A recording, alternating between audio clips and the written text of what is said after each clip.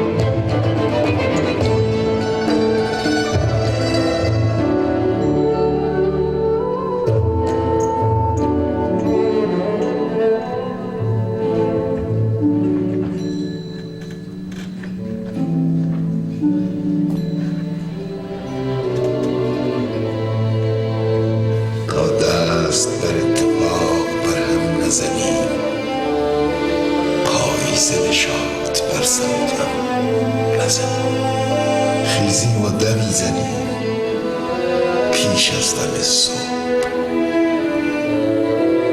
که این صبح بسی دمد که ما دم نزنیم.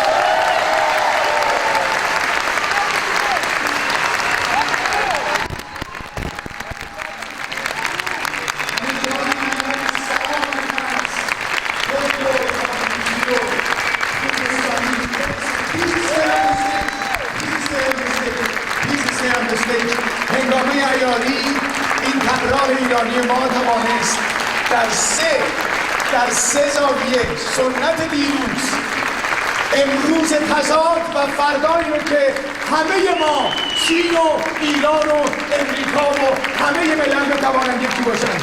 از هنگامه عیاری خواهش میکنم روی صحنه بیاد این طراح ایرانی توانست با این موجودات زمینی زیبای ما چنین رقصی رو ایجاد کند. هنگامه عیاری. Ladies and gentlemen, here is هنگامه عیاری، طراح این رقص‌ها. Thank you guys, thank you. از رقص غربی به رقص شرقی و از اون زمینه با اون ریتم بتونه به رقص کردی بره، از کردی به ترکی بیاد. دست شما را کنید به بخاطری. Beautiful, thank you. Big hands guys, big hands.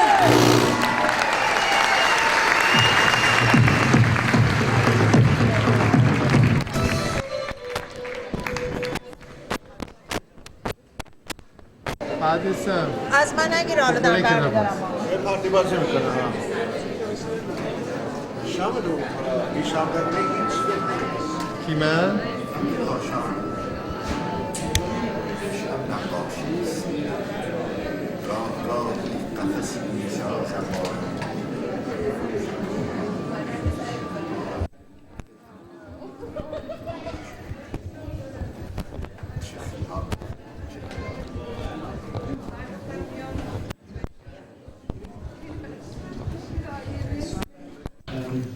to introduce the speaker. The topic of yesterday, today, and tomorrow can be looked at, I think, from two different perspectives. One is in terms of time, in terms of chronology. Yesterday as past history, today as current contemporary history, and tomorrow as the future. It could also, in that case, the speakers would address issues that have to do with time. Past, present, and future. And there is another way of looking at this topic, and that is in terms of ideas and values and institutions, where yesterday means old, today means current, and tomorrow means new or the future. And in looking at those topics within the field of ideas and institutions, of course, there are connotations to words such as old, new, and future, or old, current, and future. From a traditionalist point of view, old usually means something to be venerated and to be respected and to continue. And young or new means something that's suspect, basically. From a progressive perspective, old is something, on the contrary, a little suspect, a little outmoded, and to be shunned, whereas new means progress and something that to be involved in and to help create a better future. That's from a progressive point of view.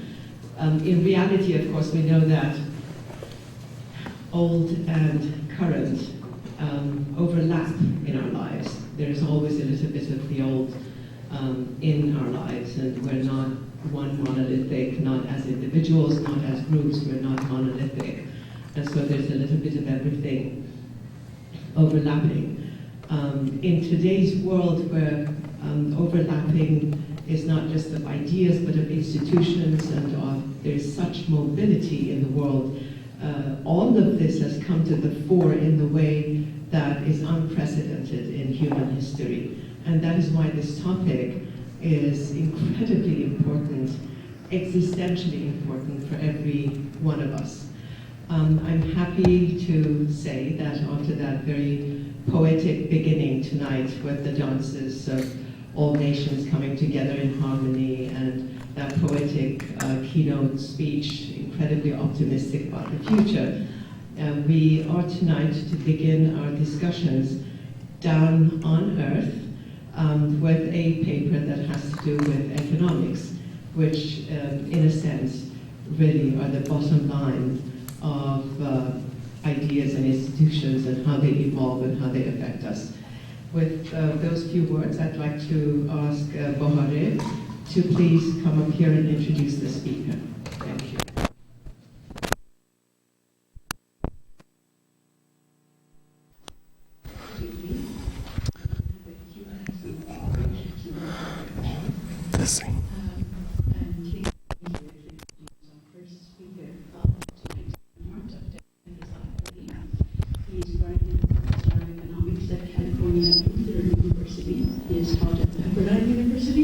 University of Southern California, and has done research at the National Science Foundation. His specialization areas are in teaching research on urban and regional economics, microeconomics and macroeconomics, money and banking, operation, management, principles of economics. Among his many publications are Economics of Thinking, How to Lie with Statistics, and Macroeconomics, which is a textbook. And he will speak to us tonight about tomorrow without oil towards knowledge-based economy. Please join me in welcoming Dr. Bniyad.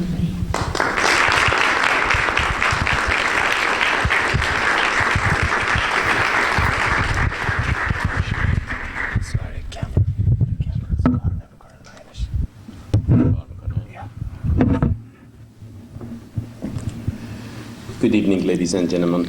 I thank you for your kind remarks and appreciate the introduction by Dr. Ziya Afshar.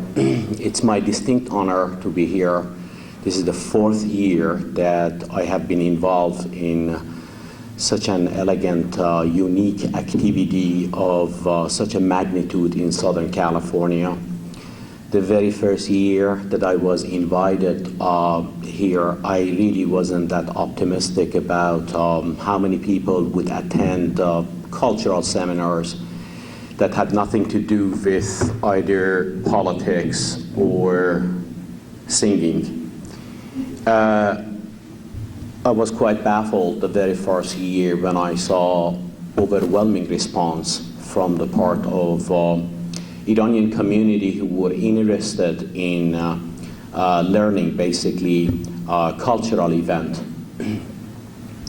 Before I start my speech tonight, I would like to thank the Mehragan Foundation and all the people who were involved. What you are witnessing tonight, it really is a result of more than 4 or 5 months of continuous effort by all the members of Mehragan Foundation, and I have witnessed it firsthand.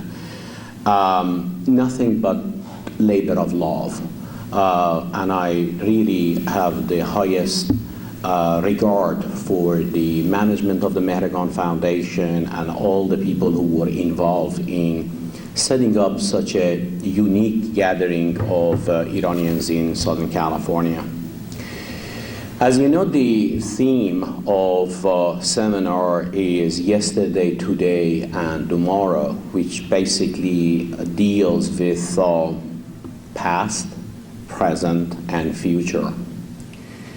The topic that I have chosen has something to do with oil, part of the economy that the livelihood of every single Iranian will be affected by it.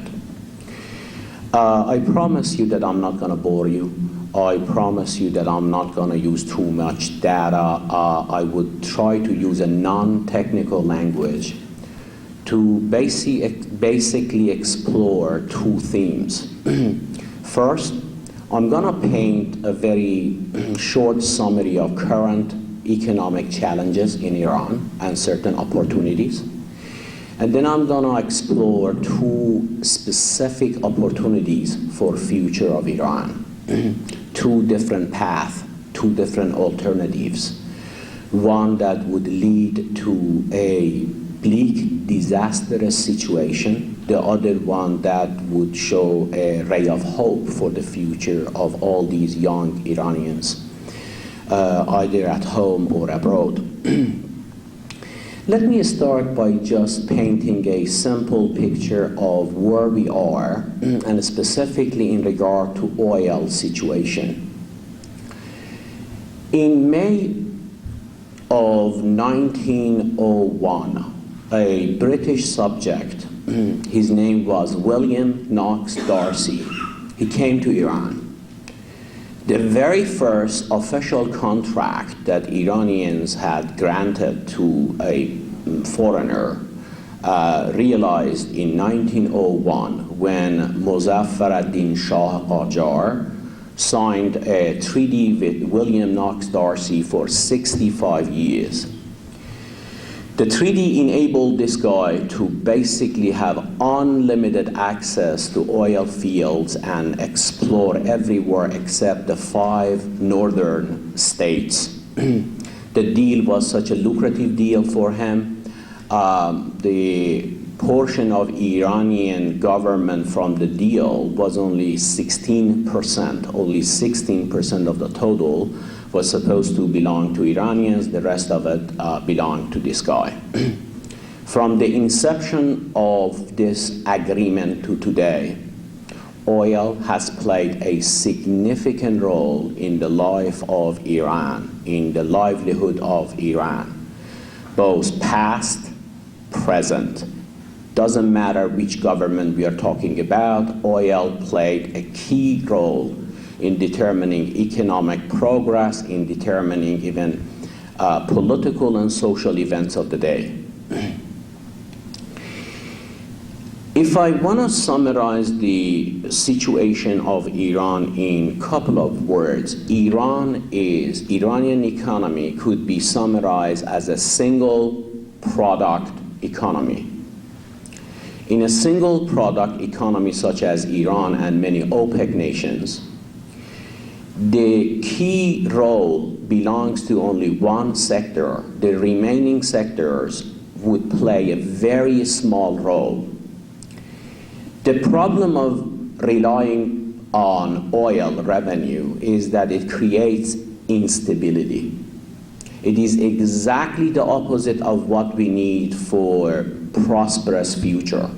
A prosperous future needs certainty for the management, for managing macroeconomic goal of any country.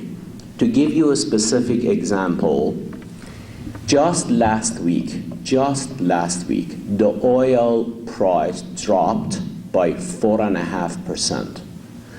To put this on perspective so you realize what does it imply, 4.5% decline in just 1 week in such a important commodity, it means that imagine for your own family income, that the income depends on, imagine that your family makes let's say $100,000 annually. Imagine that this revenue is subject to a great deal of fluctuation. That basically means the lifestyle of your family, the standard of living, what you could afford is a simple function of this revenue. The oil revenue in Iran accounts for 90% of export. Sometimes it's 80, sometimes 85. Currently, it's about 90% of Iranian export is based on oil revenue. Oil revenue determines about 40 to 50% of the government budget. Now let's go back to that simple example of our own family. Imagine that family that makes $100,000, all of a sudden there is a drop. There is a drop, let's say, by 4.5% in only 1 week, or it may go up by 4.5%. It basically means that the autonomy of the country is at jeopardy. It basically means that the economic policymakers cannot pursue an independent policy of the country. Let me put some of the numbers in perspective and tell you the dangers of not thinking about future. In the last 15 years, the world is witnessing a major historical transition to a totally new form of living. The world is witnessing some change from industrial society toward what we call it information age.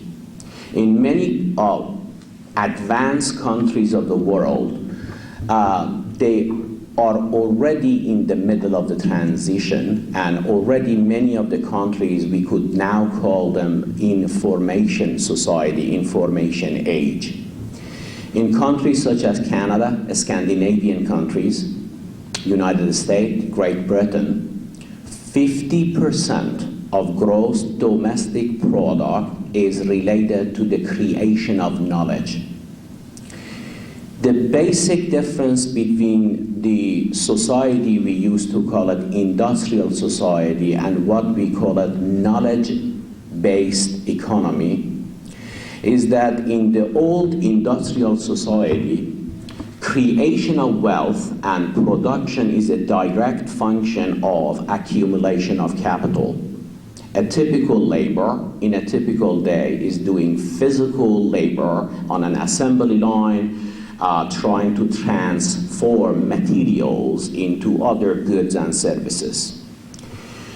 Historically speaking, we have witnessed 3 revolutions. The mankind has gone through 3 types of revolution. Thousands of years ago, mankind witnessed agricultural economy. In an agrarian economy, the mode of operandi, the basic force, the driving force were labor, land, water, fertilizers, basically the stuff that determines productivity in regard to the agricultural sector. About 200 years ago, Industrial Revolution basically changed this relationship. In an industrial economy, the creation of wealth, standards of living, and production is a function of labor and accumulation of capital. By capital, we are referring to all sorts of specialized machinery, buildings, and tools. This is a very recent phenomenon that we see a shift toward what we call it information age, what we call it information society. Scholars are calling it the 3rd wave.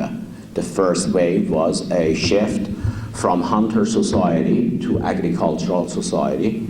The second wave was from agricultural society to industrial society. And as I told you, we are in the middle of a big historical transition that will affect every aspect of life. It's not just limited to economics.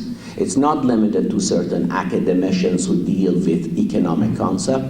Whether we are aware of it or not, these type of changes would affect every aspect of our lives.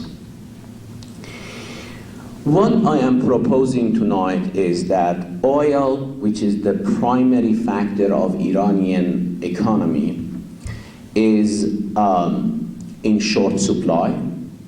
Oil is in the danger of running out. I'll give you certain statistics in a minute. And imagine when Iran without oil. I'm going to portray a situation about the population structure of Iran, and then I would portray a situation in which we don't have that oil revenue anymore. And then I'm going to have a certain proposal for policymakers and for even every single citizen of Iran to think about this new idea of moving toward information age, or what we call a knowledge-based society. Let me start giving you certain numbers so you would realize the danger of relying too much on oil revenue, and you see how the lifestyle of people are jeopardized. And again, please remember, I'm not talking about just purely economic functions that are limited to classrooms. I'm talking about the lifestyle of the people as we know it. As a matter of fact, let me just portray a simple scenario and ask you guys a question that would put everything in perspective. I'm pretty sure most of you guys have traveled around the world. When you travel around the world without looking at any textbook, without looking at any data, you could see such a vast variation in the lifestyle of people. Last year, along with my wife and daughter, we took a short trip to Spain, Portugal, and then we went to Morocco. When we went, Spain is not the most advanced country in Europe. It took about 45 minutes trip by a boat, but honest, it looked like as if we went back into time tunnel to about 50 years or 100 years before this age. My question to you is, when you look at these vast differences in availability of amenities, the amenities that the typical American can afford, the wealth that you could see inside America and compare it with other parts of the world, have you ever wondered what creates wealth? What creates these vast differences? What are the factors that affects future of a country? What are the factors that affects economic growth, prosperity of the people? Let me give you certain numbers so I would put these things in perspective, so when I say there is a vast difference, you would appreciate the depth of this difference, and then we're gonna come up with certain hypotheses about future. Kind of first let's diagnose a problem and then come up with a proper remedy for the problem. When you calculate certain data, let's say GDP growth, domestic product, or per capita income, there are two methodologies, so be careful when somebody reports to you some of these numbers. Since 1995, World Bank and United Nations, they have changed the methodology by which they calculate some of these numbers. The numbers I'm about to report to you is based on a methodology called purchasing power parity, which basically means the numbers would reflect the real purchasing power of people in that specific country, because as most of you guys know, say $1,000, the amount that you could buy with $1,000 in Iran or in Morocco is way different from what you could purchase in European community or in United States. So, an average person in United States using this purchasing power parity method makes $41,090. $41,000. A typical average American. Needless to say that when you talk about any average, average could fool us. Average could overshadow the problem of distribution, because when you have, say, $41,000, it doesn't mean every American is making, it depends upon how many billionaires you have, how many homelesses, but setting that aside, $41,000, an average typical American, and imagine the lifestyle you could afford with $41,000. How many TV sets, how many automobiles, what type of college for your sons and daughters, what type of housing, all these things that you could afford with $41,000. Now, in year 2005, while a typical American was making $41,000, this amount was 50% more than what an average person was making in Spain. So now I'm starting from advanced countries first, 50% more than what they could make in Spain. It's about twice as much as an average person makes in Korea, South Korea, the miracle of economic growth. In Korea, an average person makes about $21,000. So an average American makes about twice as much. An average American makes 3 times as much as a person who is living in Argentina.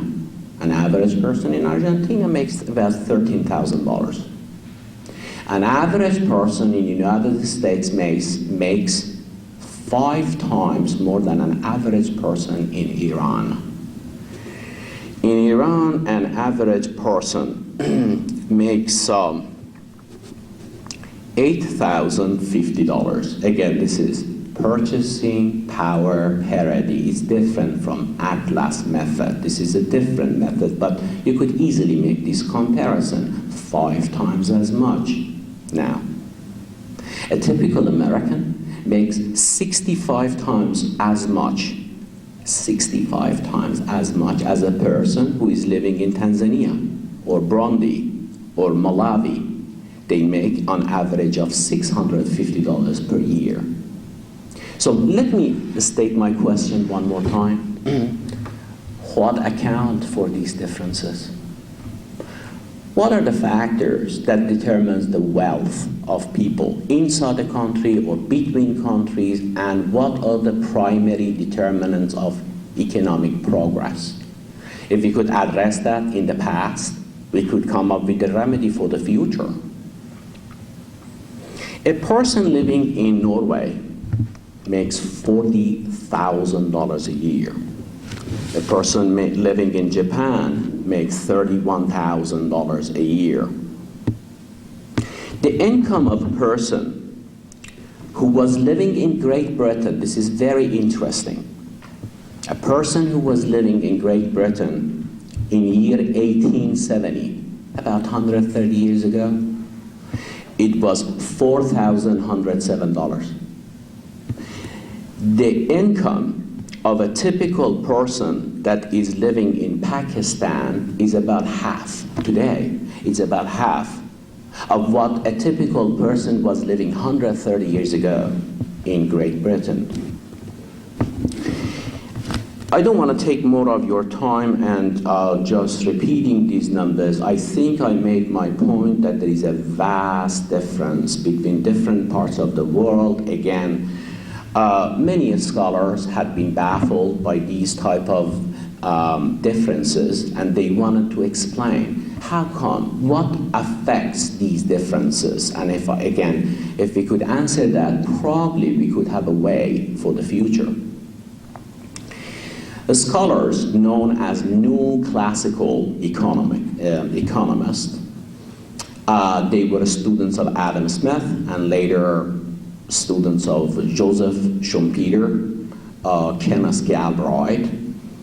They basically explain these vast differences by a function. Mathematically, they call it production function. The main factors that determine the wealth, the main factor that determines prosperity from their point of view are the following: labor, land, accumulation of capital. Those are the 3 fundamental. Innovation, knowledge, all those things are what we call it exogenous, meaning they are outside of the model, but they don't play a significant role.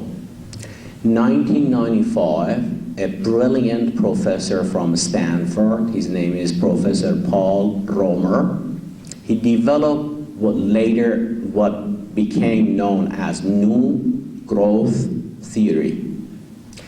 In this new approach, the most important determinant of production is not accumulation of capital, is not how many people. If it was how many people, China would have been the most progressed country. If it was availability of land, then Brazil would have been the most advanced country. From the point of view of Professor Paul Romer, the most important determinant of wealth is knowledge, accumulation of knowledge. Let me explain what's the meaning of knowledge in this age of information technology, the revolution that occurred in communication technology, information technology, biotechnology, nanotechnology, those 4 advanced technology that is changing our lifestyle. There is a scholar at Harvard University, Professor Jeffrey Sachs. He divides the world in 3 groups of countries. If you take a look at certain map, according to Professor Sachs, you have 3 different colors. as opposed to, say, 20 years ago during the Cold War. If you look at the map of the world, we had ideological differences. The ideology was the difference between, say, Soviet Union and all the countries that were associated, and then Western. The new classification, those three classes are the following: technology innovators, technology adopters, technology excluded. Countries such as Canada, United States, Great Britain, Finland, Switzerland, Netherlands, they are on the first category called technology innovators. According to this point of view, they have created what is called technology platform. When you look at some new technological breakthrough, it may look random, but according to this viewpoint, nothing is random in the long run. These are the countries that had fostered educational system. They had spent enough time, enough money for what we call it long life education. The way they look at the education is way different from what we were looking about 30 years ago. 30 years ago, the data that United Nations and the World Bank were using was basically literacy or illiteracy rate. Literacy rate in Iran is one of the best achievements of the government of Iran. It's 84%, which is a remarkable change, which is a remarkable number.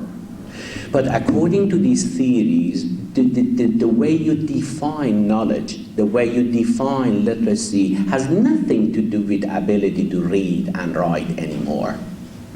The way they define literacy, the way they define knowledge these days, they divide it in four types of knowing. Know what, know how, know who, know where. Let me explain. The know-how means let's use an example. For example, you know how many people live in San Diego. You know what's the content of that product. You know that according to certain principle of physics, if I drop this glasses, it's gonna fall at certain speed. This is knowing about nature, about society, what we call it information, codified information. This is not enough anymore. In the new information age, engineers, technicians have to now go to the next stage of knowing. It's called know-how. So from know what, okay, now I know how many people live in San Diego. I know what's the content of this box, but I gotta know how it works. I gotta know the principle of physics. I gotta know the scientific principles behind these processes so that I will be able either to imitate it, or if I wanted to recreate it, I will be able to recreate it. The next stage of, again, knowing is know who. Who has the knowledge? Who possesses certain type of technology, and if I want to bring a certain technology to my company, where should I look for? A typical worker in information age should possess all these information, and the information and the knowledge in this day and age is not necessarily gained in university classrooms anymore. What you learn in a university classroom called formal education is just one way of learning. In a new information era, you could gain knowledge by a hands-on way of experimenting with processes, learning, and coming up with a new way of doing it. It's called innovation.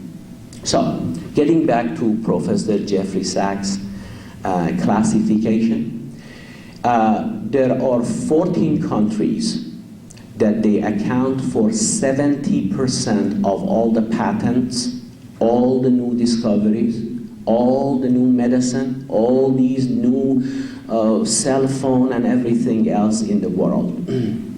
The next category, he calls it technology adopters. They have the ability to adopt a new technology. If they want to imitate that technology, they have the basic infrastructure.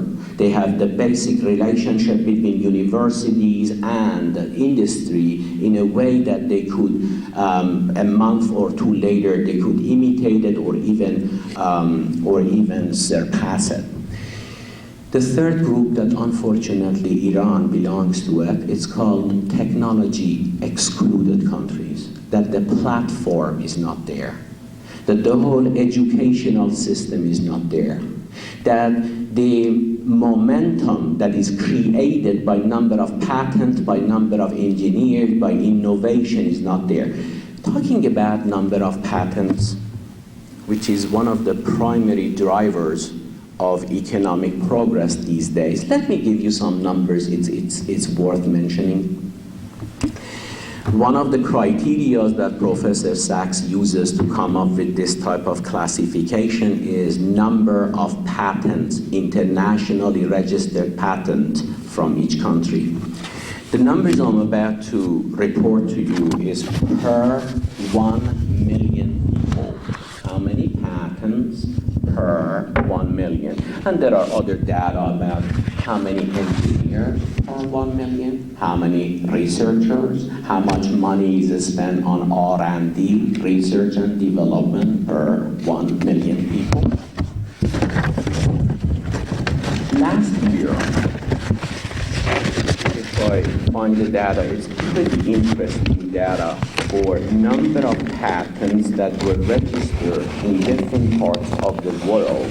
And of course, I have for Iran and for the countries in the region. So that will depict a nice picture about the gap, the technological gap that exists, and then it gets to the point of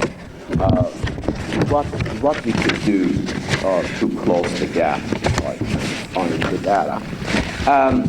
I don't have it in front of me, but last year in Japan, for every 1 million Japanese, there were 996 patents. 996 patents for every 1 million Japanese. 721 patents for every 1 million Koreans. 224 patents registered for every 1 million Americans. Guess how many patents were registered in Iran for every 1 million? Repeating, 900, 700, 200? One patent per 1 million Iranian. There are certain indices that I'm going to read it for you, and then I hope I can open your eyes. I can tell you how desperate the situation is, and then I'm going to have some type of a good news. That because of all these international changes in oil market, we are getting what we call a windfall profit from the oil market. The oil that we used to sell it at $28, $30, $35, it's about $70 now. It really provides enormous potential, a unique opportunity to be able to spend money just the way India is doing it, just the way many other developing countries are doing it. Since 1994, the World Bank has a new program. It's called Education for Knowledge Economy. They provide assistance in that regard. Just picking an example that we could make the comparison would be India. In India, in the last 10 years, they have spent enormous amount of money in regard to research and development. They have tried their best to create what is known as innovation centers. They are trying to close the gap between industry and universities. The way you can make money by the private sector is have enough connection to the research centers of universities so that there is a symbiotic relationship that on one way the private sector, the industry is spending money for university. On the other hand, universities and those research centers are addressing the specific needs of industry. In India, now about 1 million people are working in information technology. This is a significant progress. In India, 4% of the GNP is accounted for information technology and communication technology sector. In India, they are doing long-term planning called technology management. The way they are training their scientists and engineers at these technical schools, nothing is random. Everything is predetermined. We are talking about specific plans, a specific plan that are geared toward knowledge-based economy. The beauty of the knowledge-based economy is that as opposed to industrial revolution that you had to go through certain stages, with all these opportunities that we have with regard to these young scholars, young engineers that we have, if we could spend this windfall money from oil, we are no less than India. We could think about 20 years down the road. Let me get back to that situation about the oil market and tell you that if we do not wake up, if we don't think about tomorrow without oil, we are going to have a situation worse than Bangladesh. We're going to have a situation.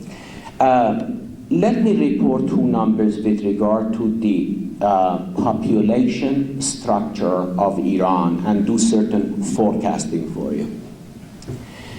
At the beginning of 80s, let's say when revolution occurred, Iran had about 36 million people.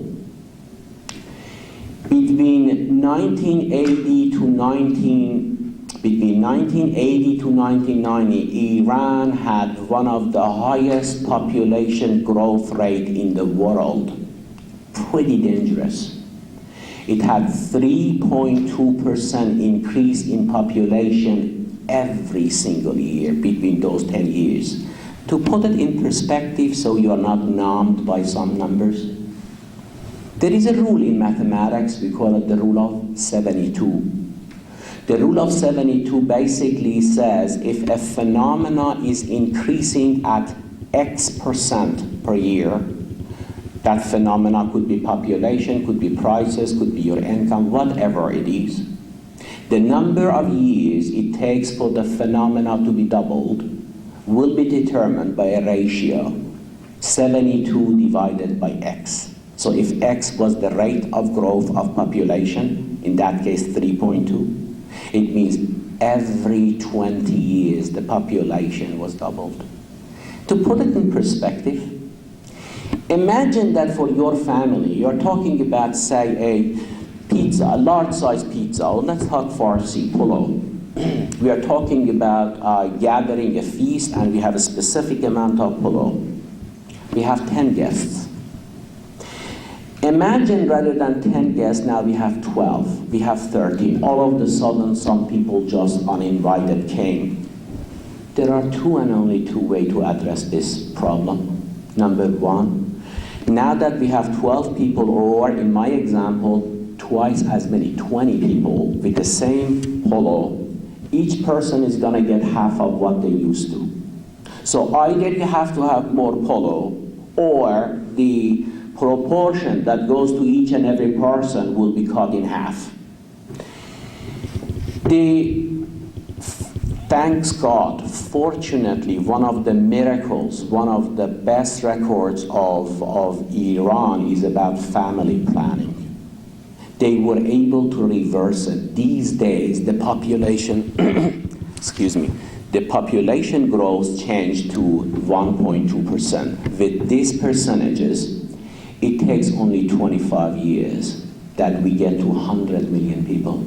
Now we are 68 million. It will take only 25 years.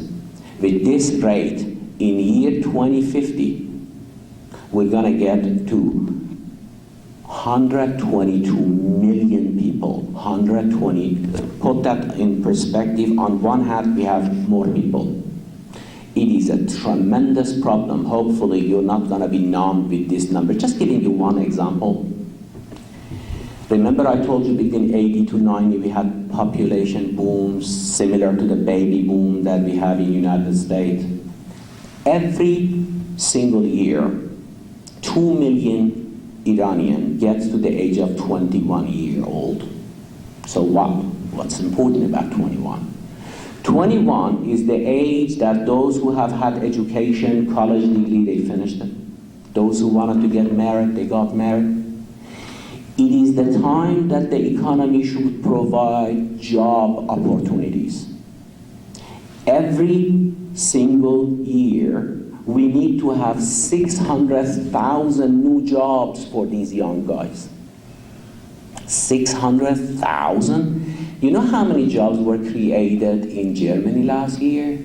350,000.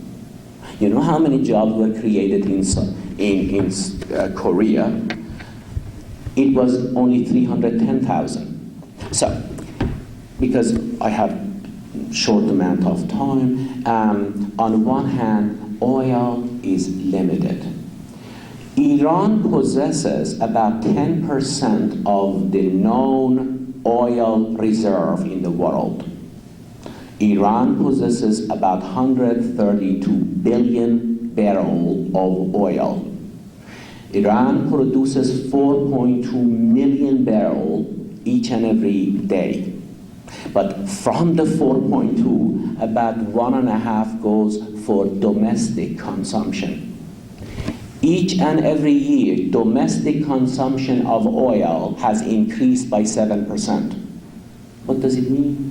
It means in about 25 years, the oil that we produce will be just sufficient for our own consumption. Nothing is left for production, for sale. So we have two choices. One choice is to think the way we were thinking yesterday. Unfortunately, no matter who was in power in Iran, historically, they treated oil as something that could be plundered. Unfortunately, in the last 70 years, no matter who was in charge, they were not thinking about the future. We need to take advantage of this windfall profit from oil market. We need to spend money on education. We need to wake up for this unique historical opportunity to prepare us for the new knowledge-based economy. We can afford it with these highly qualified engineers, with these highly qualified young people, and with the natural resources that we possess. We can afford it. We need national will. We need a national will to translate these data in terms of a concrete economic plan to be able to address these problems. It is doable. It just needs that harmony, and it needs national will, and it needs a government that has waken up to these situations. Thank you very much.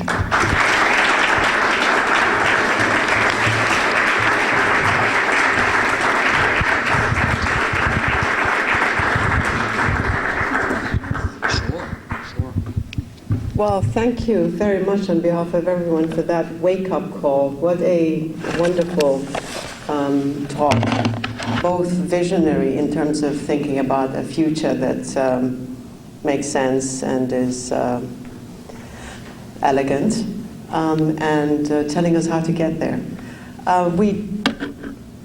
It's 10 o'clock, and anybody who wishes to join the music and poetry detail in the main hall, you may absolutely leave. But Dr. Akbari agreed to take a few questions if anybody has any. Dr. Akbari, would you come up here? Why don't you take them yourself? I thank you. I appreciate it. Thank you. Appreciate it. Yes, ma'am. When you spoke about the patent data, I wonder how much of a margin of error you give to that kind of statistics, considering the peculiar situation that, first of all, many educated people did flee the country. A lot of those are statistics that come from Japan and Germany and United States could be Iranians actually who got those patents. And also, they went through wars. They had casualties among the young people who could have been instrumental in that. So is that a fair estimate to say that, I know that even if you changed it, it would probably be 2 per million, but still, is that a correct assumption? Well, an excellent question, and you are right on both of those issues. Number one, the data that I reported is from World Bank, and the World Bank does not take into account the expatriates and would not see the origin of these people. Whoever was living at any country, it will be counting it like that. Second, even if it gets to 2 or 3, which would make me happy, it just puts more power to my proposal that we do have the opportunity. We do have these potentials, and of course the war was disastrous. Of course what you are saying is correct, but from my perspective, it will put even more power to my proposal of kind of waking up, taking advantage of this windfall profit in the oil market, stabilizing the international situation so we don't get toward sanctions, and then moving in a national harmony to a better future. Yes, sir. Thank you for your speech. I have a question regarding the windfall that you mentioned. The price of oil back in 1974, just before the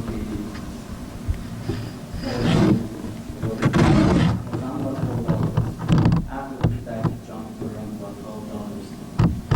Immediately, now we saw a hyperinflation. Inflation officially, the central bank was reporting around about 30%. We have the same situation now. That windfall is a double-edged sword. If it's managed correctly, it can bring wealth. If it cannot manage correctly, it will only bring inflation, nothing else. And we will see the division of the country within the poor.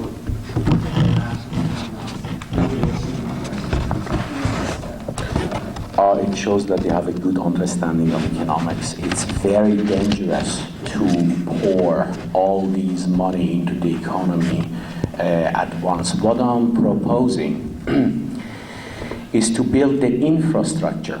What I'm proposing is to change the mindset toward education. I have 11 specific guidelines that unfortunately we don't have time here, how to create certain research centers, how to establish better relationship between industry and universities, and so none of those would be inflationary per se, but it is absolutely very dangerous to inject, and that's exactly what happened as you alluded to.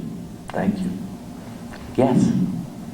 Regarding the information, the data that you gave about information in India, or other countries, India is such a minority. To do that growth, because all the major corporations, American corporations like Insulet and stuff have moved over there and they're training the minds of the people because the labor is cheaper. Globalization is one of the factors. It's not necessarily the growth of that country, but the advanced corporations are they're training and they're improving. Do you think Without a shadow of a doubt, that is true, but if you take a look at the case of South Korea or India, now they have a ministry that is created just to address what I'm talking about tonight. How to channelize all the resources toward knowledge-based economy. So for sure, the international situation is in their favor. For sure, all the people that are working in Silicon Valley, they could establish relationship back home in Bombay. But at the same time, you could see concerted effort by the government of India to have a basic planning regarding management of technology and macroeconomic policy to attain, for the attainment of these goals. Thank you. Hi. I don't have a question. My question was already asked. I just want to make a brief comment. Working with people from different parts of the world, one of them is Singapore. And I know in Singapore, we've worked with them for a number of years. And recently, because of the wages in Singapore being higher compared to other countries that are now getting jobs like Vietnam or Malaysia, they have started importing R&D jobs. And they're providing incentives for companies that put part of their R&D over there in order to, again, looking at this long-term picture. So the need for the technology and not just manufacturing is what is driving Singapore right now. Because they keep losing the manufacturing jobs, but they're right now bringing R&D jobs from countries like For sure. US and Japan. If I may, generally speaking, there are three different methods that economists use in order to see the progress of any country. One is called time series data. They take the data of a country for any indicator, for any variable, and compares it with the same country across different time periods for the last 30 years, Iran versus Iran. Next. They compare these variable or indices of this country against regional countries, the comparable base. There are 20 countries in the region. The region is North Africa and Middle East, 20 of them. And if I get a chance tomorrow, I'm going to report on this, that the situation of Iran has deteriorated, not just compared to Finland and United States. Inside the 20 countries, it has deteriorated. There are 8 different variables from the indices that measure education, innovation, IT. In every single one of them in the last 10 years, the situation has deteriorated because of restrictive economic policies. Iran has one of the worst indices in regard to economic freedom. Economic, not political, economic freedom, how easy it is to set up corporation, bring capital, how it, talk about the laws, the governing thing, the role of public sector. 80% of the economy is controlled by Bnyads and other government entities. This is the danger. This is one of the reasons that you see the deterioration, even when you compare it with the regional countries. Yes, please. Could you discuss a little bit about negative population growth and the impact of that on Iran? Sure. Did everybody hear the question? Negative population growth and the impact in Iran. Fortunately, at this point, Iranian statistics in regard to family planning is considered an international miracle. It is considered exemplary. From 3.2% to bring it to 1.1%, it took a concerted effort of all the entities in private sector, in government, in every different ministry. They gotta be congratulated. We don't have the negative growth we have it in some advanced economy, but in Iran it is a miracle the way they controlled it from that 3.2%, which was pretty dangerous, to what it is now. It is quite acceptable now. Yes, please. What I'm saying is, because of the negative growth, would you discuss the impact of the negative growth on the economy? The population structure in Iran would not admit negative growth, because remember I talked about baby boomers? Baby boomers are getting to an age. See, about 1/3 of Iranian population are below 15. About 60% of Iranian population are below 25. So that means we have something called cohort, a matrix, and when you take a look at those baby boomers, they are at the age that they are getting married. So that increase that when you look at the pyramid, the population pyramid, you have this little bump in the middle. That bump is getting to the point that they are fertile and it's gonna, and then we have one of the highest refugee situation in the world. I didn't know that. When you look at the number of people that are fled from Afghanistan, from Iraq to Iran, it's alarming. I'm talking about millions of people, the net migration type of thing. Yes, please. You mentioned after 25 years in Ghana and Kuwait, who has not the resource that how many resources we have in oil under the ground, who did the research for us, and I think some places still hasn't been discovered, but in the future they will discover. Sure. And also, besides the oil, I think we have copper and crude. Gas. Yes, wine, and also turquoise, and white cloud, and the economy also. These are the comparative advantages of Iran. Every single thing that you are mentioning are comparative advantage of economy of Iran. We have about 10% of the oil reserve in the world. We have the largest gas reserve in the world. But I'm saying at the same time, two things has occurred. Number one, the rate of new discoveries of producing wells has not kept up with the rate of increase of consumption. In the last couple of years, the attrition rate, the rate that these wells are deteriorating, is alarming. In order to keep a producing well productive, it needs certain injection, it needs money, and it has not been kept up at the optimum level. The new discoveries occurred in Hosseiniya and Kushk, which are very good areas, productive areas, but the rate of discovery is not proportional to the rate of increase of consumption. See, the problem with this, God forbid, if they start either war or sanction, Iran is not self-sufficient. An oil-producing country is not self-sufficient. Regarding gas, they import every single year, because of the subsidy situation that you're aware of, $4 billion is put on the subsidy of just gasoline, and it is increasing at an alarming rate. So I'm saying just like what is happening in China, in India, all these economic miracles means these machineries, they need energy. An increase in energy as an increase in demand for energy. At the same time, the rate of discovery is not keeping up. Let's take two more questions. Thank you. Yes, please.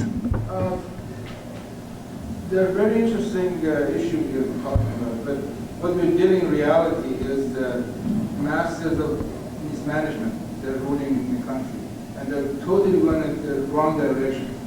And I don't think in the near future there will be any hope that they come to the right direction or correct themselves. Right now with the atomic things and all these propagandas and all these things that they're actually, I don't think that they but they know what the problem is. They need to take way. And no matter, how many people come up with these theories and all these facts and figures, they don't care. Well, with all due respect, I don't know when you're referring to they, are you talking about, say, a specific segment of government, or are you talking about bureaucrat, or are you talking, there are thousands and thousands of bureaucrats, honest scientists, honest economists, that just like what I have been telling you is nothing new, and it's not as if they are not aware of it. They are doing their share of awakening people.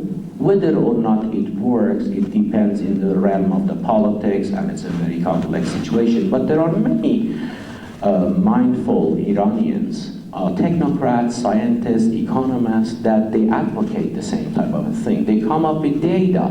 They challenge the authorities. But I see your point. Yes, please. The publish your proposal to usually have every year we have research. It's very interesting one. My question is, do you ever publish them anywhere so we have access? The population? Do you ever publish? Oh, I'm sorry. Yes. If you want, I could give you my business card, and I'll be more than happy to, because they are internal working paper for the Center of Economic Research at CLU. Yes, I do, and I'll be happy to give you my website. Thank you very much.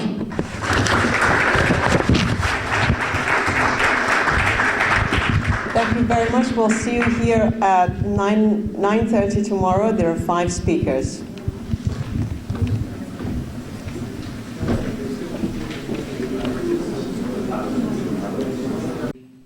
Anybody here missed that talk?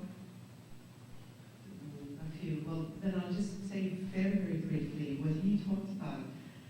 And you always learn a lot from his discussions. What he was talking about is that unless Iran, which is an oil-based economy, grows toward a knowledge-based economy, unless it invests in R&D, it invests in building infrastructure where the accumulation of knowledge, which he said is the basis of wealth for advancing countries, unless it invests in building infrastructure where the universities and researchers and industry come together to use and create knowledge and therefore wealth.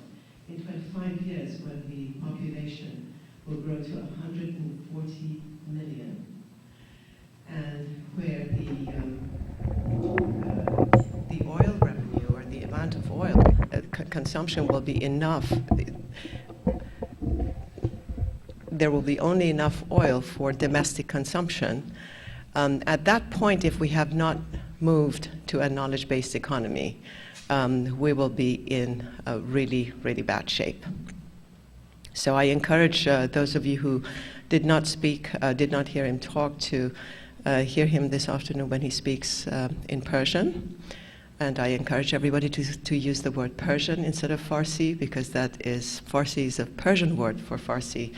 And when you say, I speak Farsi, instead of Persian, first of all, non-Iranians don't understand the difference or don't understand that these are the same words. And then you disconnect all the relationships, everything that is evoked when you use the word Persian.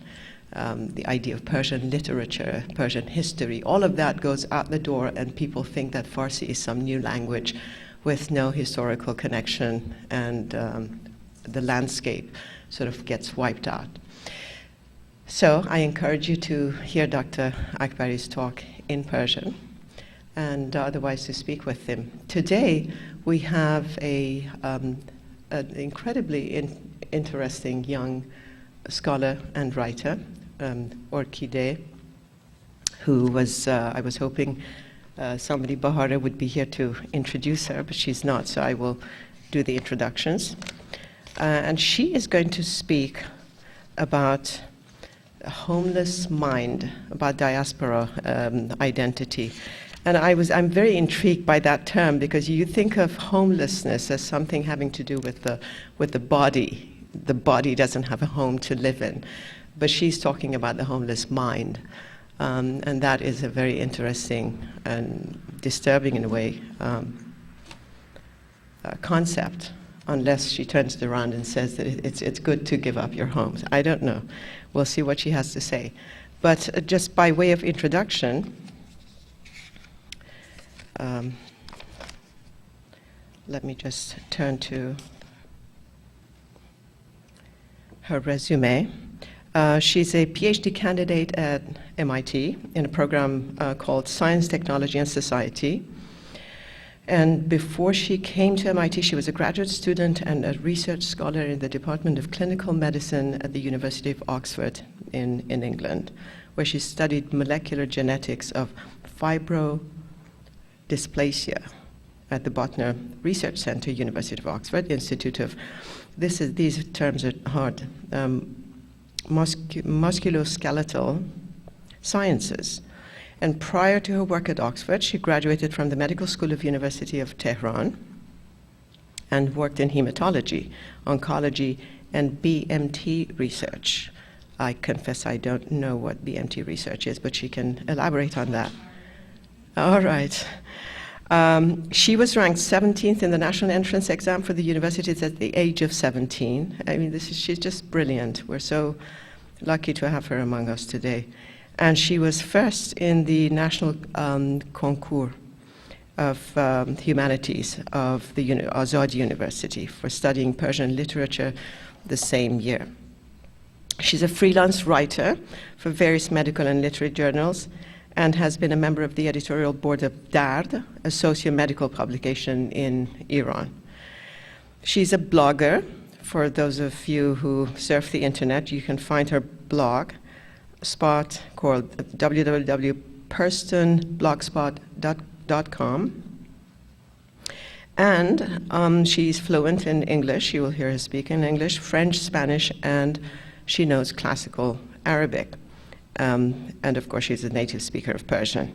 In addition to her publications in the field of medicine and science, she has published articles in Persian and English on the Iranian diaspora, which is the subject of her talk today, on Persian identity and culture, mental health and women, as well as on the recent explosion of Persian weblogs and their role in promoting communication, democracy, and freedom of speech. Right now, she's studying medicine and biotechnology through an anthropological conceptual framework. Please welcome Orkide Behruzan.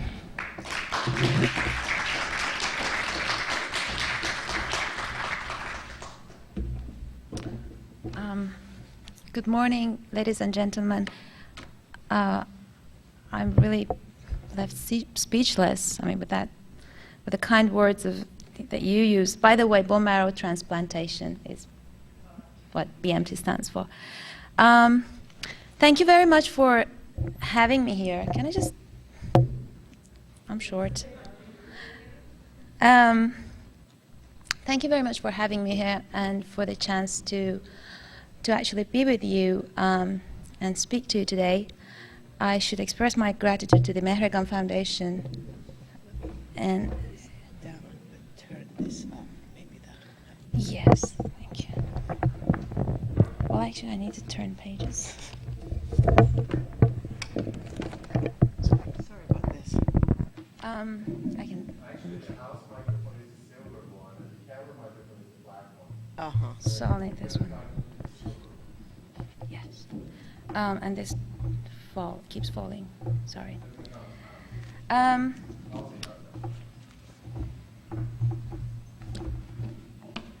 I'll be really grateful if you do interrupt me with questions, comments, and of course corrections. And I really like to turn this into a discussion rather than a speech. Another thing I have to thank you, to clarify in the beginning is that when I started writing, yes, that's great, thank you. When I started writing, I was expecting to write about the homeless mind. But what happened was I ended up in having two different talks, one in Persian, one in English. And that's exactly an example of what I'm going to talk about, that we live in two different worlds when we speak two different languages. And what I'm trying to emphasize today is how we can make peace between these two different worlds, specifically for our second generation and third generation immigrants, and how we can understand what happens and what goes on in their minds.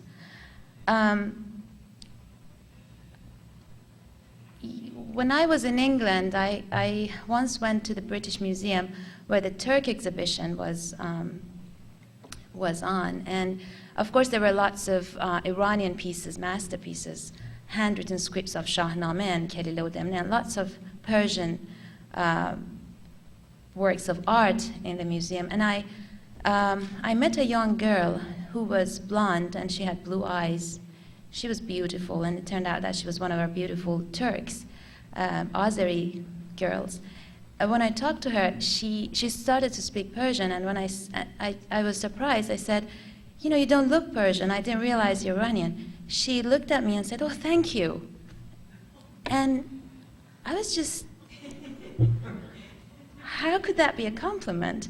That was the very beginning of when I got interested in understanding what really goes on in the minds of our children. Because when I was 15 and I was in high school, my father was thinking of sending me to England. We used to have frequent trips there, but he was thinking of sending me to go to college in England.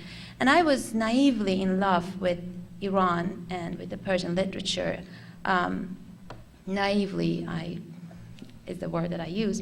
And I went like, I want to go. I want to stay here. I've studied hard. I worked on the concours. I want to stay here. And one of my big worries was, this is in my teenager years. I was actually thinking, what was vividly on my mind was that, what if my children could not read Hafiz? What if my children can never understand what Maulana is about?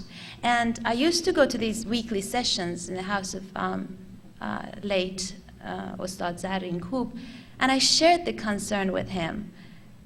I said, what if my children could not read Hafiz? He looked at me, he was a unique character. He looked at me and said, Dokhtaram, Hafiz is larger than that land. If wherever you are, if you read Hafiz, your children will know Hafiz. And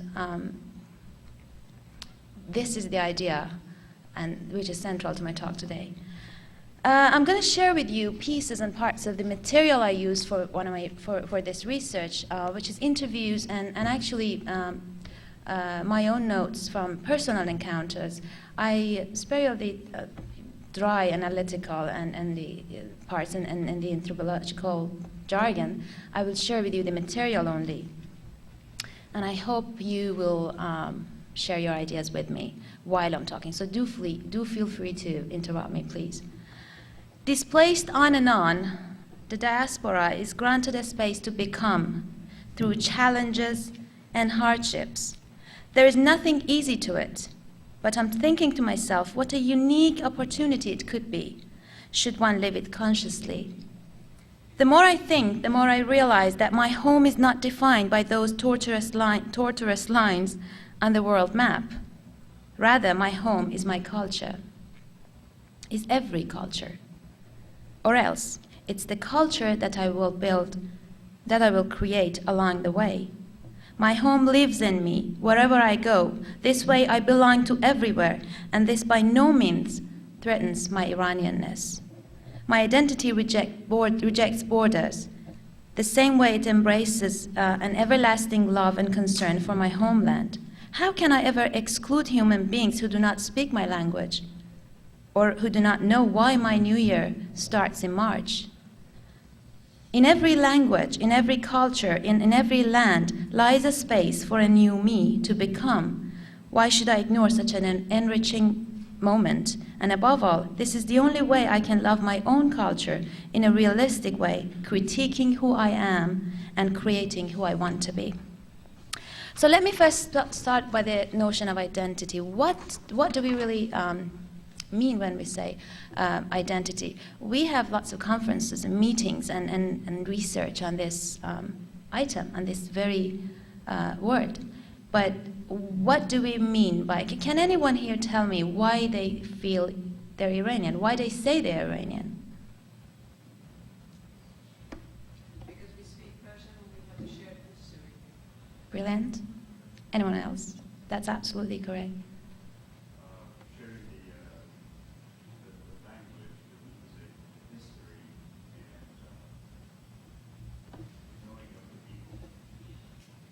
Yes.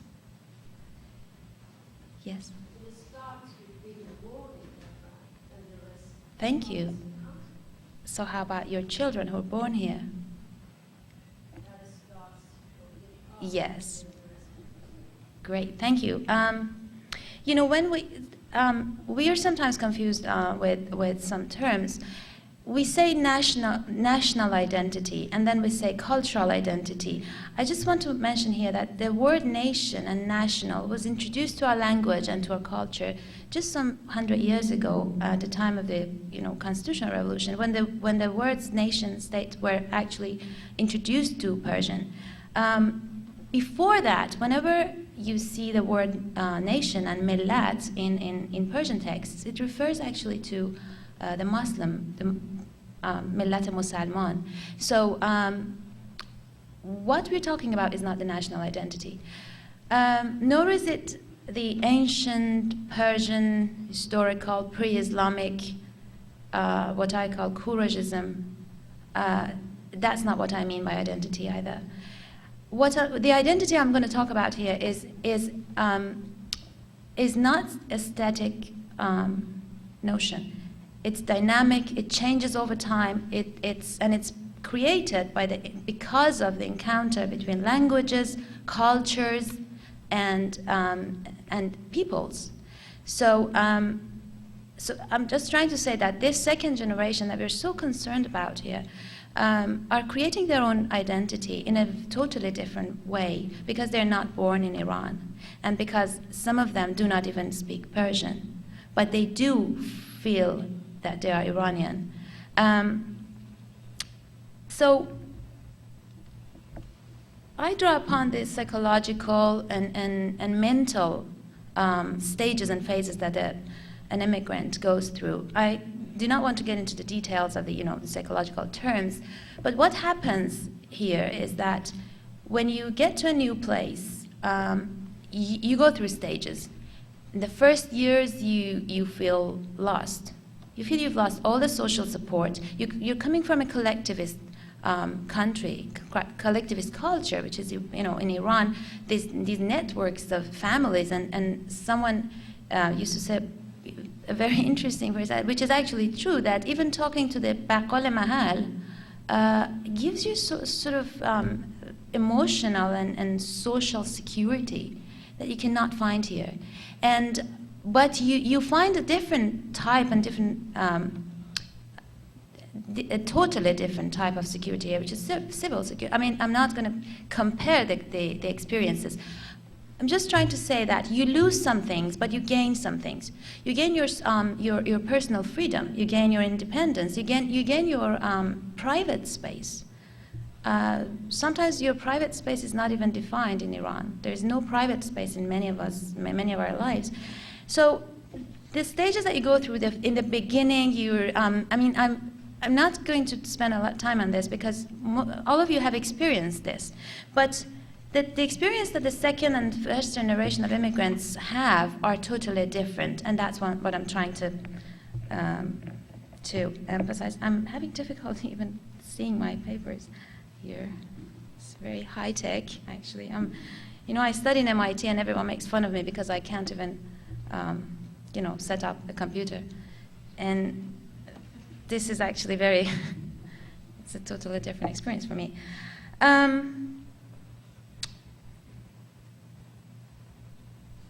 I have some quotes here, but I actually skipped that, from Edward Said, a brilliant scholar who worked a lot on displacement and on how you search for your roots. And no matter where you live, you go back to find your roots. And we have this in the brilliant work of Maulana, when you say هر کسی دور ماند از اصل خویش باز روید روزگار وصل خویش. So this is actually what the diaspora is about. You search for your roots, but meanwhile you have to build up a totally new life somewhere else. You're stretched between remaining Iranian and preserving your cultural heritage, whatever that is, and also becoming a full-fledged American citizen, a full-fledged European citizen. And the idea, the best situation is that you find a harmony. You find both achievements at the same time, which is a very daunting task. But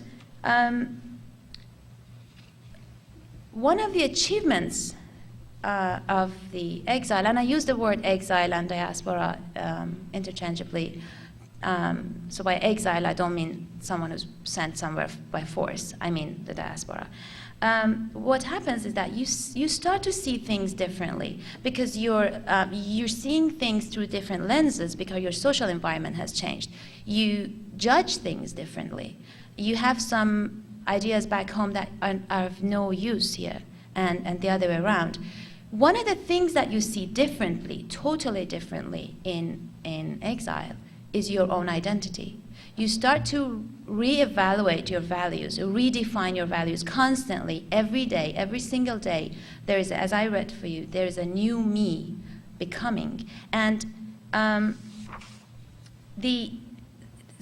trying to say that the experience of the diaspora is not all about discrimination. There are good things to it. One of them is this stage of soul searching, this phase that you go through to get to know. I mean, that's my personal experience. I got to know myself much better when I left home because I had time to think. I had time to be with myself. Because at home I was always talking to someone, and I was always listening to others, and I was always following because I was a good girl, I was following what others were telling me.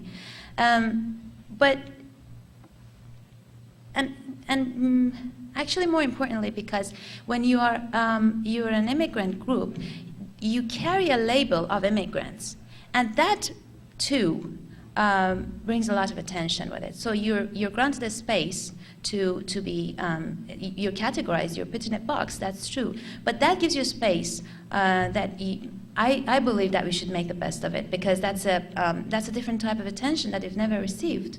And it's a good chance to introduce our culture, ourselves, our identity, whatever we decide that is, to other cultures.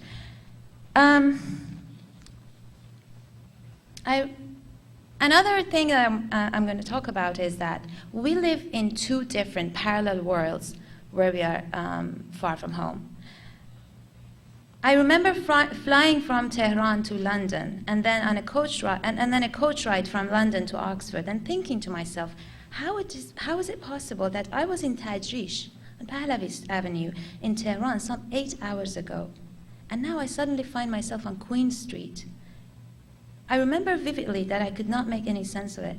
My feelings, my mind, even my body was stretched between continents, and I had to accept it. It was strange. Human beings become attached to places, but yet home is always Tehran for me. It's strange. I have to tell you, I feel I don't belong to Tehran anymore. I realized it in my last visit. It just hit me that the boundaries of being an insider and an outsider have become way too blurred. But Tehran will always belong to me. I don't belong to places, but places can belong to me. I so need to go home, and the rest I spare you. So now let's go back to the Iranian diaspora with this introduction. My friend scholar, Dr. Hafezi, is going to talk to you about the profiles of the Iranian diaspora.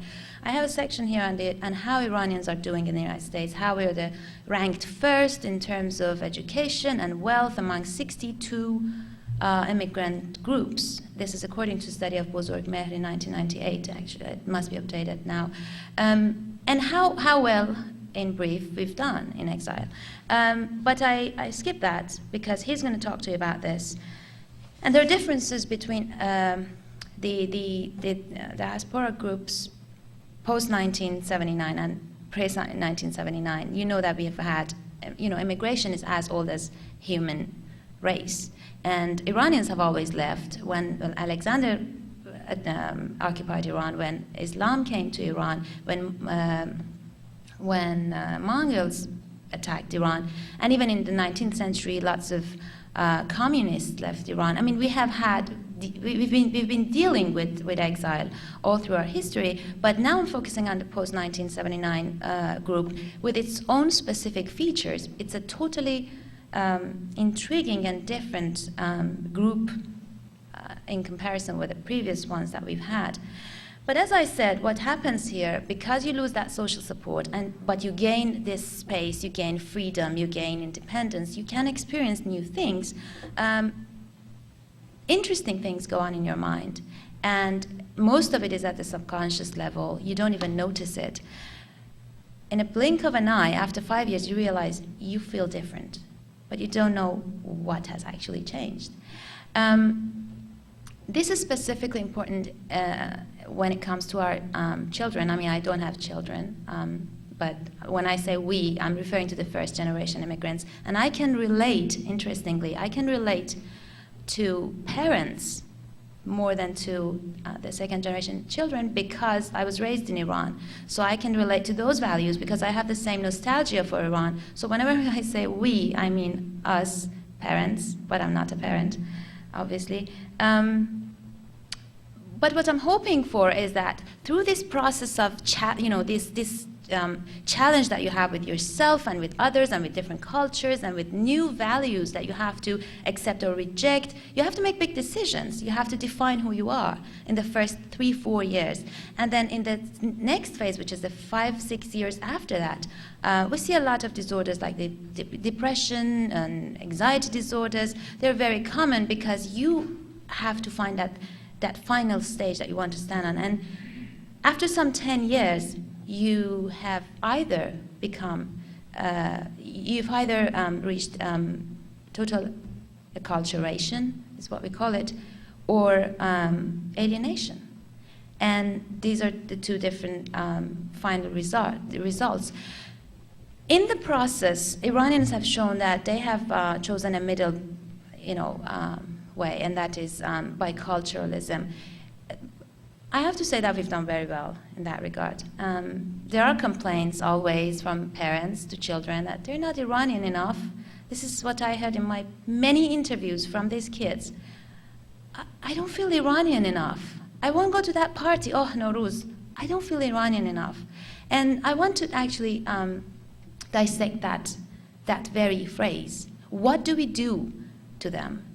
If we're blaming them for not being Iranian enough, what have we done? What is our responsibility? I want to point a finger to us, again, to us, excluding myself, as for what we've really done for them. And when I speak about the Persian language and language acquisition and bilingualism, I'll make that more clear. We live in totally different worlds when we speak different languages. And I will read for you some stuff. Should we have time? So I'll leave it here. And I skip the part on the Iranian profiles. But I talked to you about the process of integration when you want to define a new identity in exile. One of the things which is very interesting is that in Iran, we have, in the Iranian culture, we have what I've called the dual language. And I wrote a piece a while ago, this is 3-4 years ago, and I started it by saying, I learned to lie when I was 6. I lied, though, because I had to. Because I had to wear the scarf to go to school, come back home, get dressed, go to the party, watch videos, not to tell my teachers that we have videos at home. It's a big sin. And then later on, when I was a teenager, reading, Sadek Adayat, not telling my parents, going, because they were worried I would suicide if I read his work. Going to, my friend's birthday party, coming back, lying to the police, lying to the parents, lying to the head of the university, lying to my teachers, lying to everyone, and eventually lying to myself. And there's this big divide in the private and public space and sphere in the Iranian culture. You all are all aware of it. One of the achievements of the diaspora, I hope, and this is for the second and third generations to come, is that we narrow that divide. We get rid of this duality in our culture, in our body language, it's all about Riyah, and we want to get rid of that Riyah, and I'm counting on the second generation, third generations for that.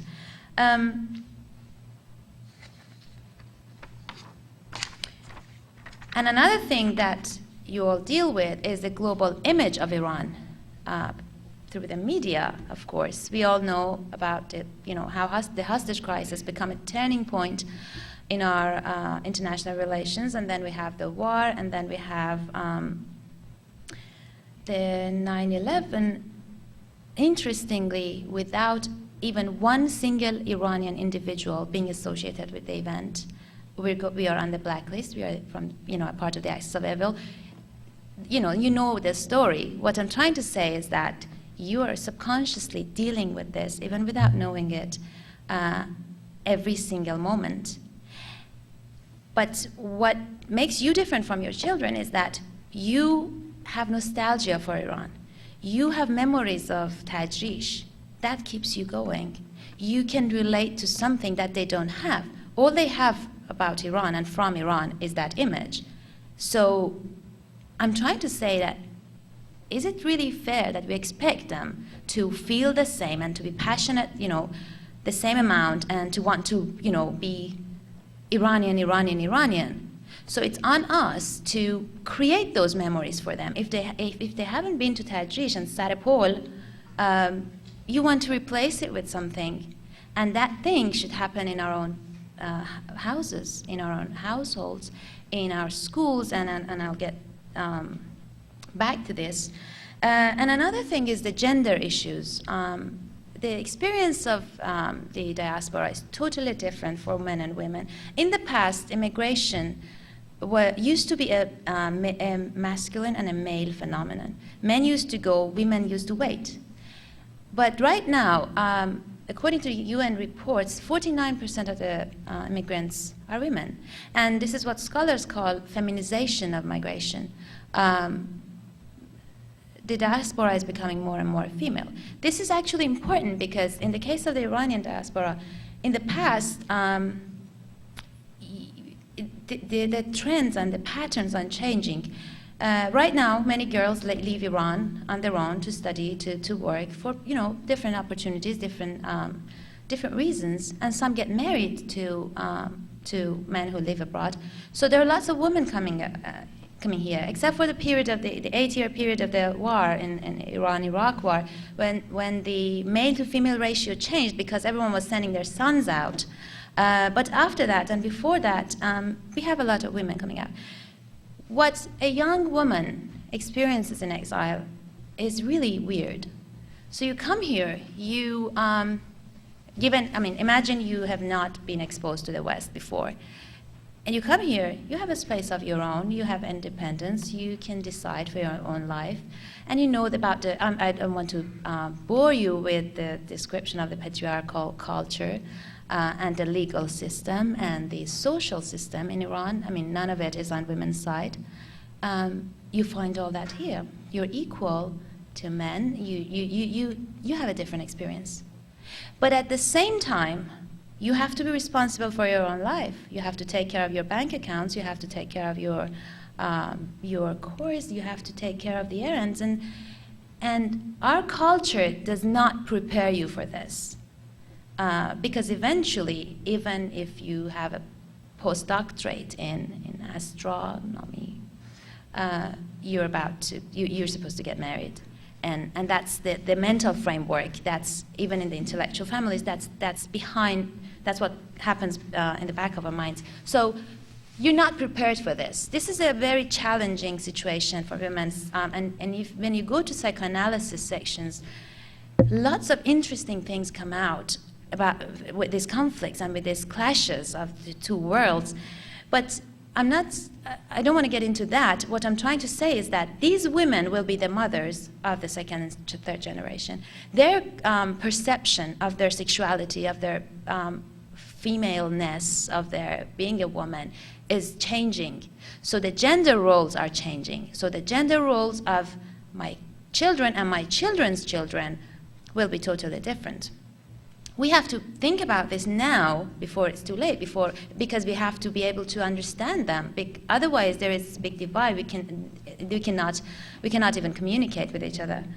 And apart from the gender issue, another thing which is very important is that you often see anxiety disorders and depression and so on, more commonly in women, exactly for the exact same reason that I explained, because you are not prepared for that freedom. You want it so badly.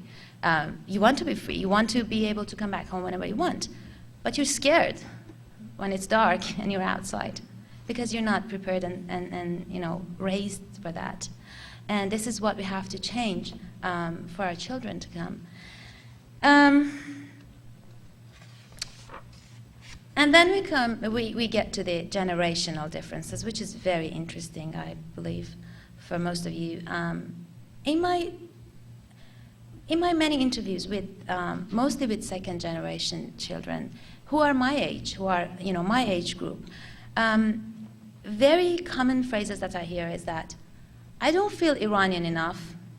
Whenever I go to an Iranian party, and this is actually one of my friends used to tell me that when I was, you know, 7, 8, whenever we went to these Iranian parties, they always start their conversation with, "Hi, Azizam, kelas chandomi? Muaddel chande?" And he was saying, you know, this is, you know, how are you doing at school? What grade are you in? And this is absolutely boring for them. They hate it. And one of the other things that they mention most is that, you know, if I don't know the meaning of one word like mashghul o zome, they just look at me in a way that, you know, as if I'm dust, I'm garbage. And they give me this attitude. And all it takes is just this look. You don't have to say anything. And if you look at the psychology of this, the easiest and the most natural and the healthiest reaction that they can have to this is not coming back. And this is not what I want, and this is not what you want. So I'm trying to dissect what happens in their mind, what goes on in their mind, so that we can communicate with them, we can understand them, and please, for goodness sake, be more flexible with them. You mentioned I feel I'm Iranian because I was born there, or I speak the language, or I have memories and, you know, traditions and rituals and cultures that I can relate to. None of this apply to them. None of this apply to our children who have hardly been to Iran. But our expectations as for how Iranian they should be are the same. And I just ask you, does this make any sense? It's not really fair. We have not created those memories for them. And part of the confusions actually goes back to our confusions, because we still don't know if we're Muslims or Persians. We still don't know if we're, you know, if we like Shah or not, where we're standing on politics, where we're standing on religion. We respect religion, but we don't want to be religion, and we don't want our children to get exposed to it. I mean, we're confused, and this confusion goes straight to them. And I think these two generations should sit down, talk, decide what they expect from each other. Because what I see in my interviews with the second generation is that they're always talking about the blame. The blame on us for not being Iranian enough, the blame on them for not knowing how to deal with an Iranian elderly guest, not to, you know, sit with their backs to them, they don't know what it's about, and they're confused with these expectations.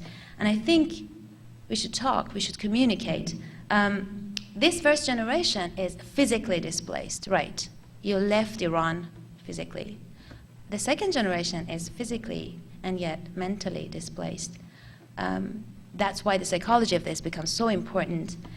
And of course it depends on many factors, such as the age that you left Iran, the duration of the childhood that you spent in Iran, because the first years, to many of us, you know, to many of us this may sound surprising, but the first 6-7 years are the, you know, fundamental, the formation period. You create your own memories, you create your subconscious and unconscious images that you might not even remember, but someday they will come back to you.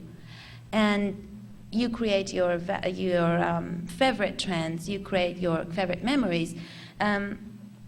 Also, you know, how committed, it depends on how committed the parents are as for speaking Persian at home, or as for practicing traditions, and in one word, being a little bit Iranian at home.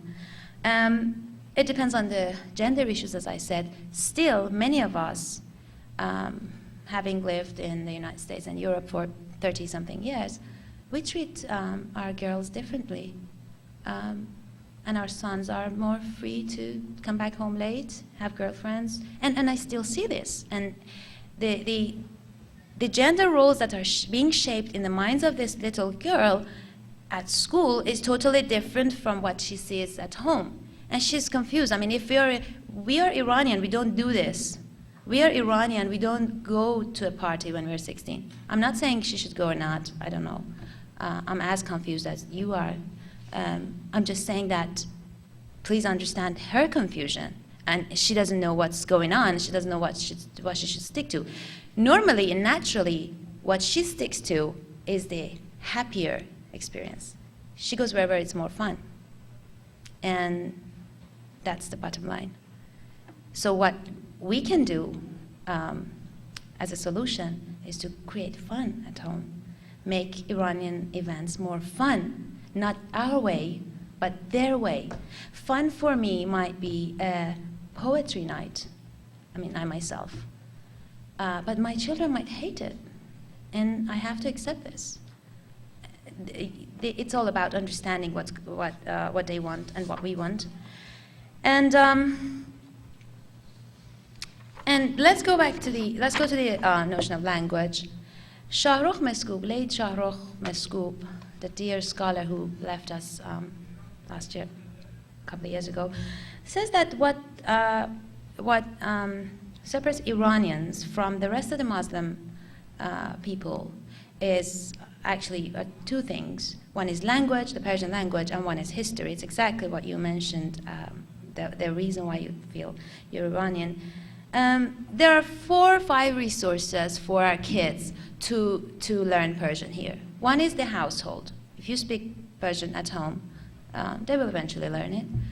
Second one is the Persian schools, and I'm really honored to have the head of the San Diego Persian School here. I talked to Mr. Sad last night, and I was delighted because new reforms are being made, and I have to congratulate you for having this school and this full-hearted effort here, because it doesn't exist in most places.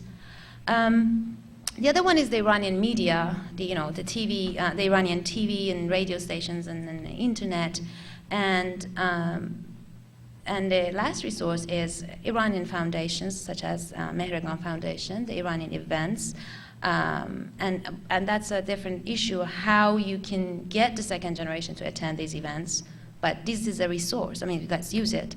And one can add to this frequent visits to Iran and grandparents actually to these resources as well, because when I'm sure most of you have experienced this. When you go to Iran, when you take your kids to Iran, even for 1 month in summer, they come back with a surprising, unique skill in Persian language, and they create this bonding with the grandparents. That's something I cannot really define scientifically. That's something that happens at the level of your heart, and it works perfectly. One of the things about the media I want to mention is that whoever has spent their childhood, like me, in the 80s in Iran, they remember these beautiful cartoons and animations, programs like Mahalle Boro Biya, Khune Madar Bozorge, brilliant. They were, full of life lessons, they were fun, and they were really creative. I think here we underestimate what goes on in Iran a little bit. Thank you. And what happens is we don't have. I want to raise this question to the media here. I think we have a long way to go. And one of the main things that I think we are missing here is Barname Kudak for our children. We blame our children when they're 17 off to college. Why don't you speak Persian? And I mean, when she was 8, she was watching.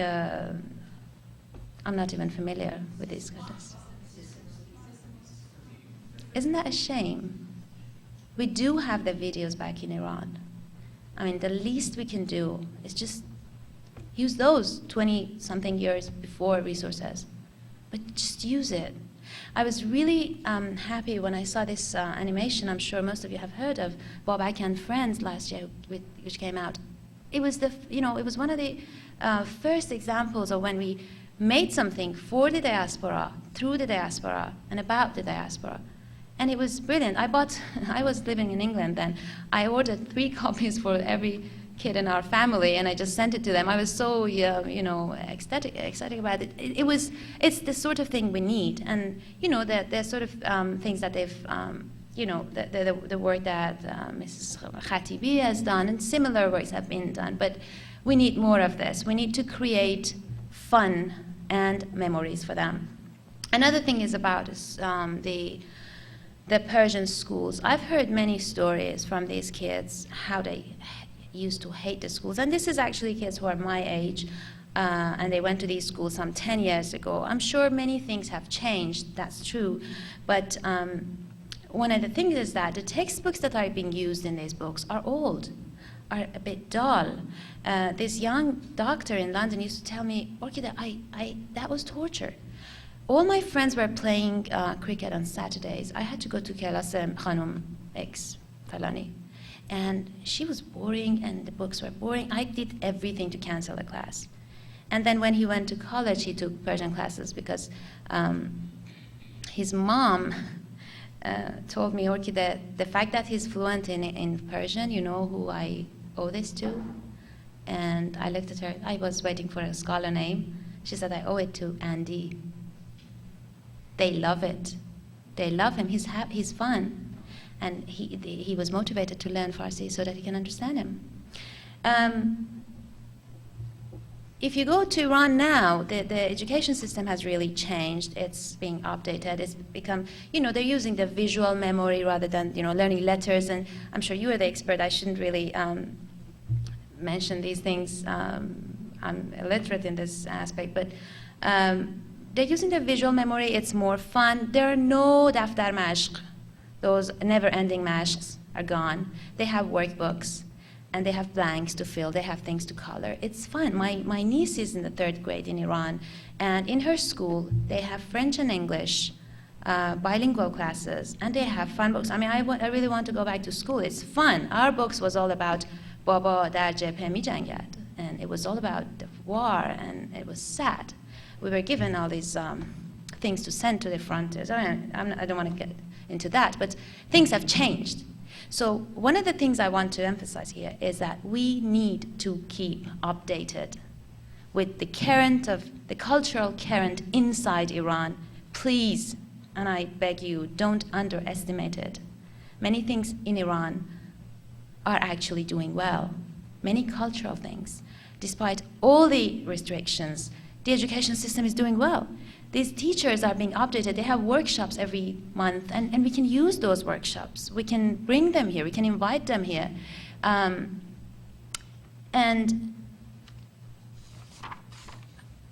it's all about making it fun. There are a couple of myths about bilingualism. For those of you who are concerned, or who you know people who are concerned about bilingualism for their kids, there are a couple of wrong beliefs about bilingualism.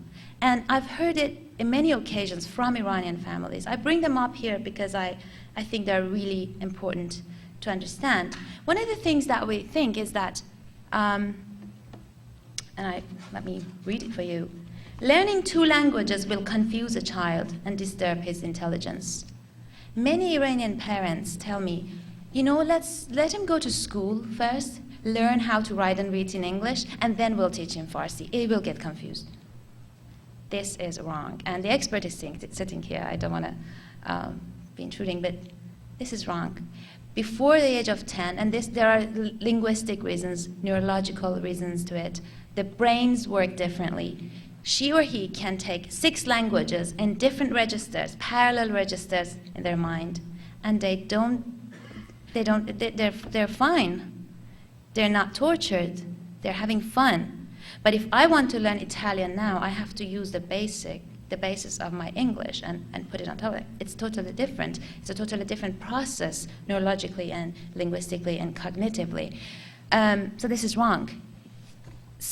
If it's all about what environment you teach those languages to them. If they speak 5 languages, thanks. If you speak 5 languages, but in a loving environment, they will just learn it. Another wrong belief is that they have split personalities. That's not true. They have split cultural norms to follow in two different languages, not different personalities. Or they don't belong to any other cultures. No, they belong to both cultures. We have to understand the psychology of bilingualism. And there's also this notion of code switching. I think, there is a part I wanted to talk to you about the literature of diaspora and art and literature expressions of the diaspora. But I actually leave that for tomorrow. I'll emphasize more on that in the Persian talk. Instead, I finish here with a couple of things about languages. In code switching, you switch to a different language, even during a sentence. And this happens a lot. Sometimes you don't have a good equivalent in English or Persian. This guy was telling me, we are such a Chakhan nation. And he didn't have a word for Chakhan. So that's code switching. And it can happen frequently. And this is different from borrowing words from another language to show off. This is different. This happens at the subconscious level. If we do understand that this happens at the subconscious level, we do not blame our kids. We understand them and we become more flexible. Let them use a couple of English words. Persian is such a rich language that it's not threatened if they do that.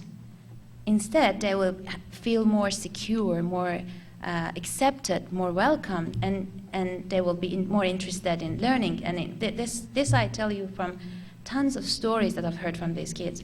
And I think we should be more flexible to them, more willing to understand them, and replace, if there is one take-home message here, replace the nostalgia and the memories that you have from Iran with love and fun and great things.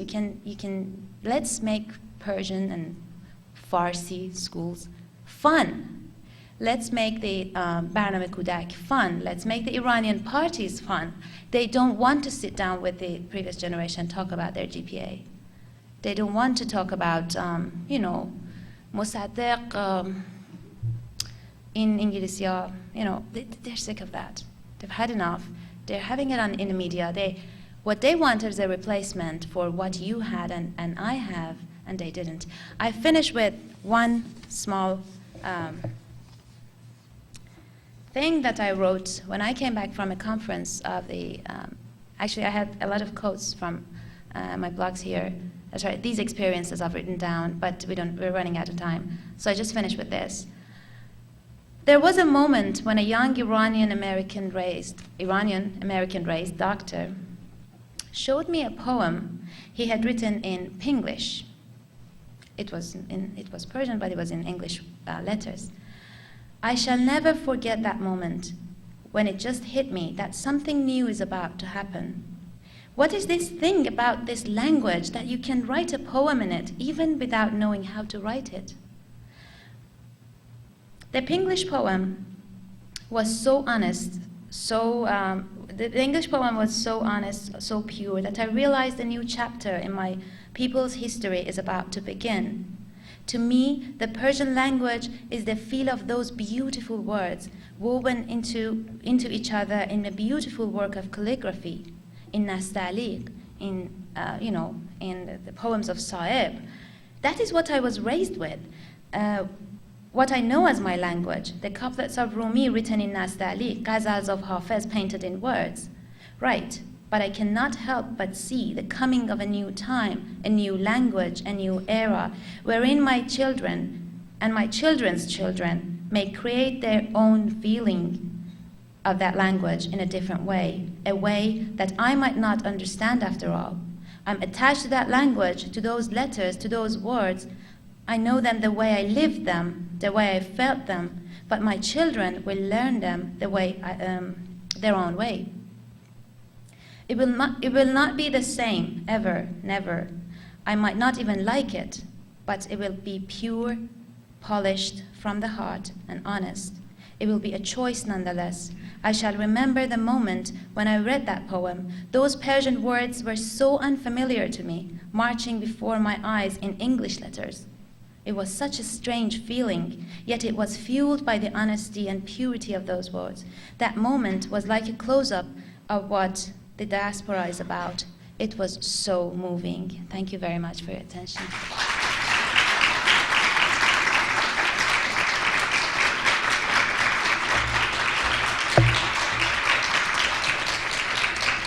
Thank you so much, Orkide. It takes a positive, very constructive and productive mind to redefine homelessness as opportunity and fun.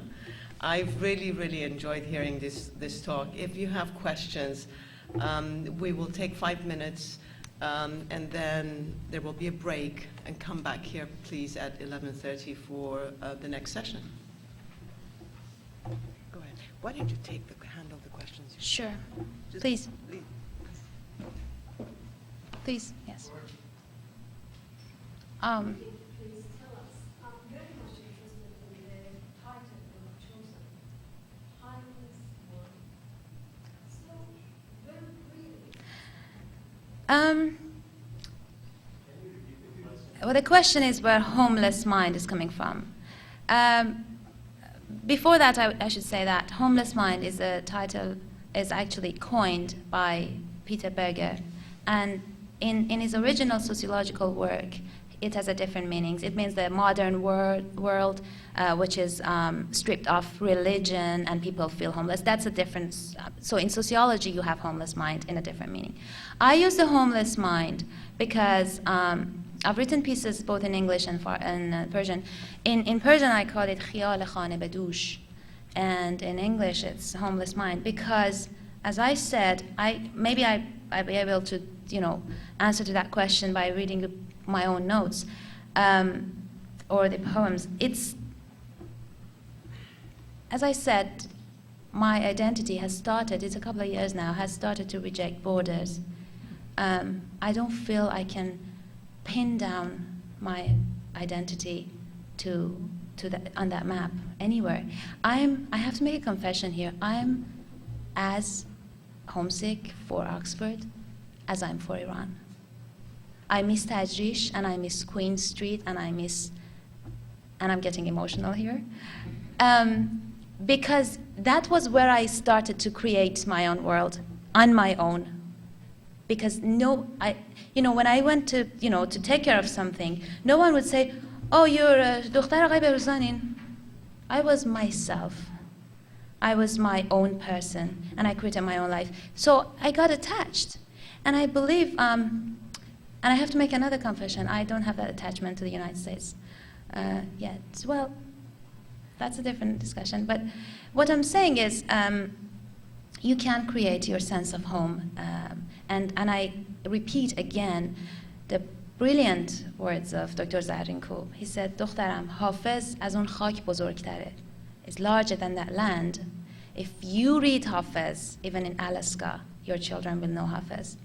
And because I was, as I said, naively worried about what happens to Hafiz in my children's lives, So I think anywhere could be home. And actually, Thomas Mann has this quote. They ask him, where is your home? Where is your Vatan? He says, my home is the German language. And Shahrukh Meskoob, who's done amazing works on this, and I will discuss this more in details tomorrow because the material I'm using in Persian are not translatable in English here. Shahrukh Meskoob adds to it, Vatan man farhangi Irane. And do you speak Persian? Is that okay? Vatan man farhangi Irane. And من از وقتی از ایران بیرون بودم, this is Shahrukh Meskoob, بیشتر در فرهنگم زندگی کردم. So, it's not about where you live. And I'm trying to... To me? Sure, I will answer that in private. Please. But you said about children not getting confused about the language, if you teach more than one language. Is that true about everybody? Because the skill of language varies from person to person. Now, at the beginning, you don't know what's the ability of that child as far as the language is concerned. So is there a risk involved? Well, exposing every child? That's a great point. I'm happy you raised it. Personal skills are indeed very important, but there's no risk you're not risking anything. That confusion thing is a myth. Am I right? You have dealt with children for years, and you have the experience. I shouldn't really be the one who's answering this question. But I think that confusion is a myth. You had, yes, please. Two observations, actually. One is how much our kids are Persian depends how comfortable we are with being Persian. Exactly.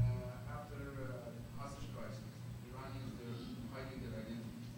They were calling them Persians instead of Iranians and everything. And that confusion transferred to our kids. And kids, they exactly. didn't like to be called Persian.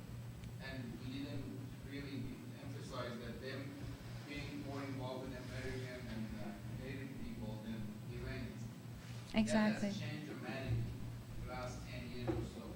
And the Iranian kids, Iranian American kids, are more comfortable with being around other Iranian American kids. Their relationships is more comfortable with Of course. sex of the Iranian Americans. So they feel more comfortable that they basically owe it to us because we became more comfortable. Of course, that's what I mentioned about our confusions go directly to our kids. Another observation is that the gap is happening between Iranian kids and Iranian American kids.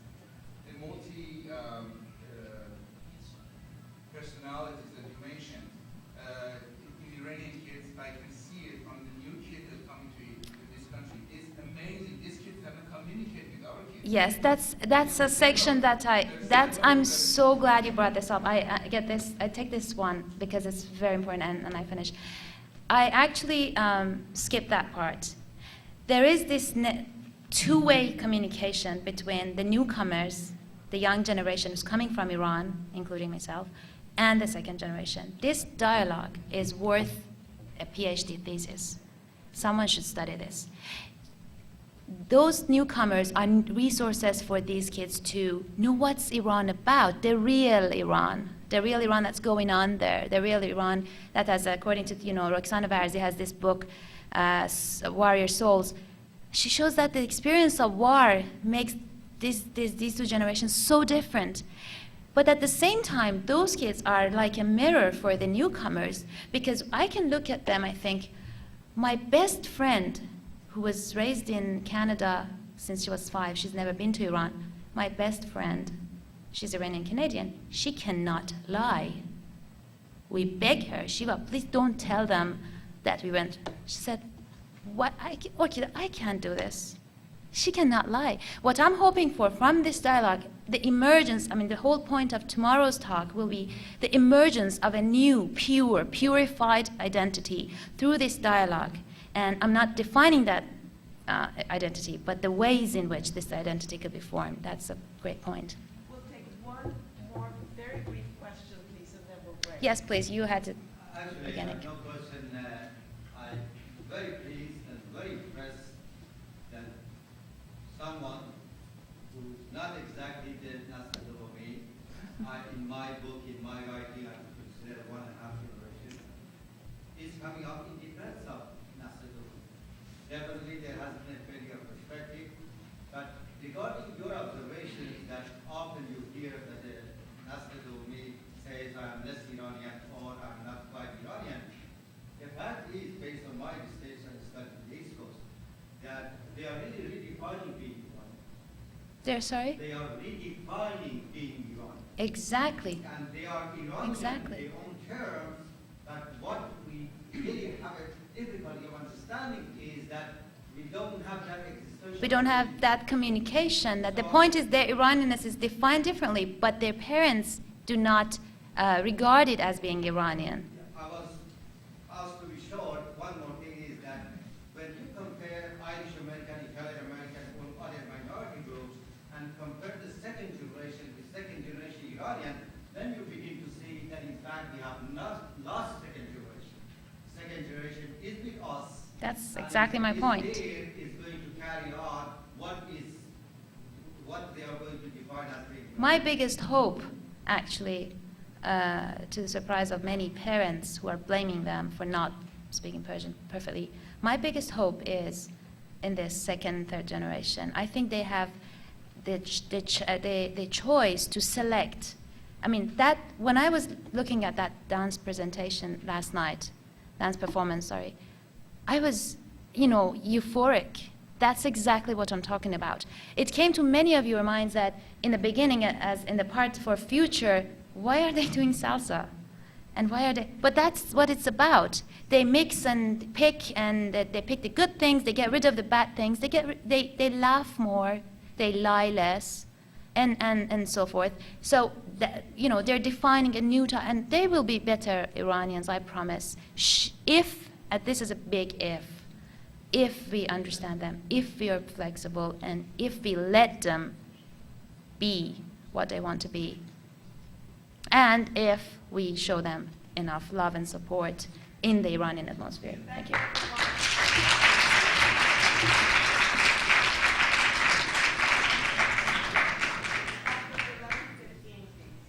Lady, Orkide Behruzan, say that home is not a street address, it's a mindset.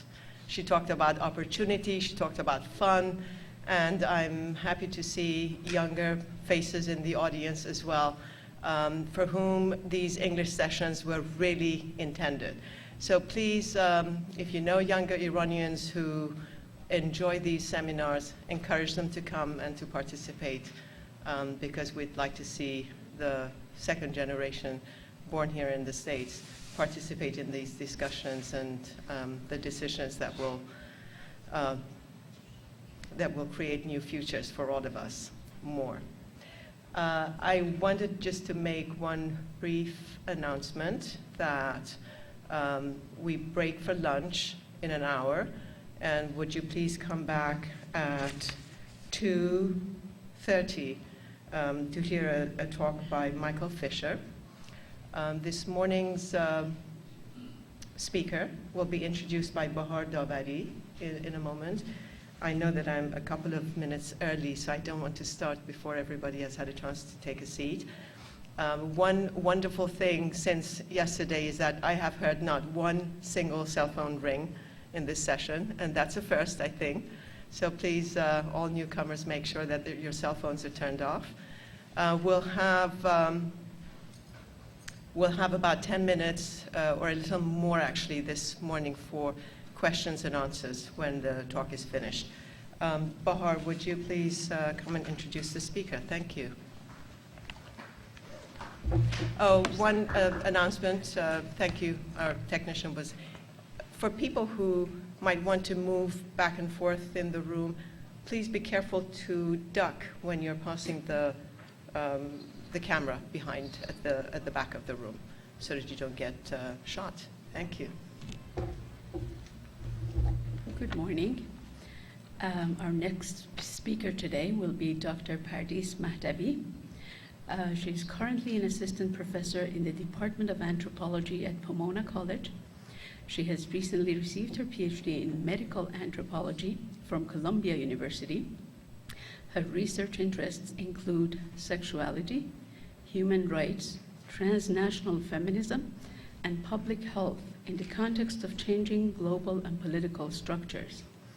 She's a Woodrow Wilson Women's Health Fellow, as well as Behavioral Science Training Fellow at the National Development and Research Institute and the Institute for Social and Economic Research Policy. She has received outstanding research awards from the American Public Health Association, the Society for Applied Anthropology, and the Society for Medical Anthropology. Her forthcoming book is called Passionate Uprising, Iran's Sexual Revolution, and she'll speak to us today on the topic of the intersection of sexuality and politics in Iran. Please join me in welcoming Dr. Mahdavi.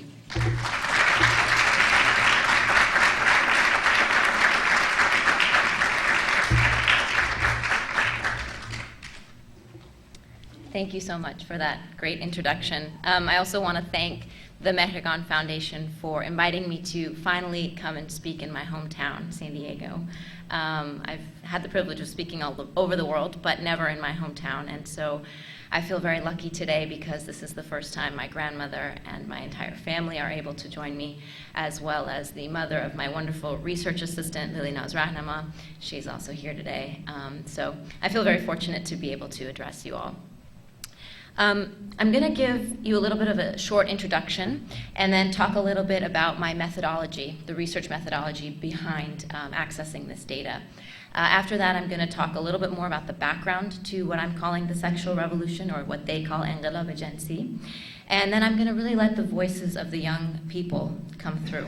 And I'll speak for about 30 to 40 minutes, and then I'd really like to hear your questions and your thoughts on what I'm going to talk about today. So I want to start with two quotes from two of my informants that are very colorful and speak to a lot of my own research. The first is from a young man named Khodayar. He's a 23-year-old male, and he says, "In Iran, all things related to sex had a door, a closed one. Now we, this generation, are opening them one by one. Pregnancy outside of marriage, open it. Teenage sexual feelings, open that door. Masturbation, they told us it was wrong, but we're opening it. Now the youth are trying to figure out what to do with all these opening doors." End quote. The next quote is from a young woman, a female dance teacher. She's 25 years old. And she says, "In Iran, sex is in fashion. Luxury is in style. How do we complete our lives in the Islamic Republic?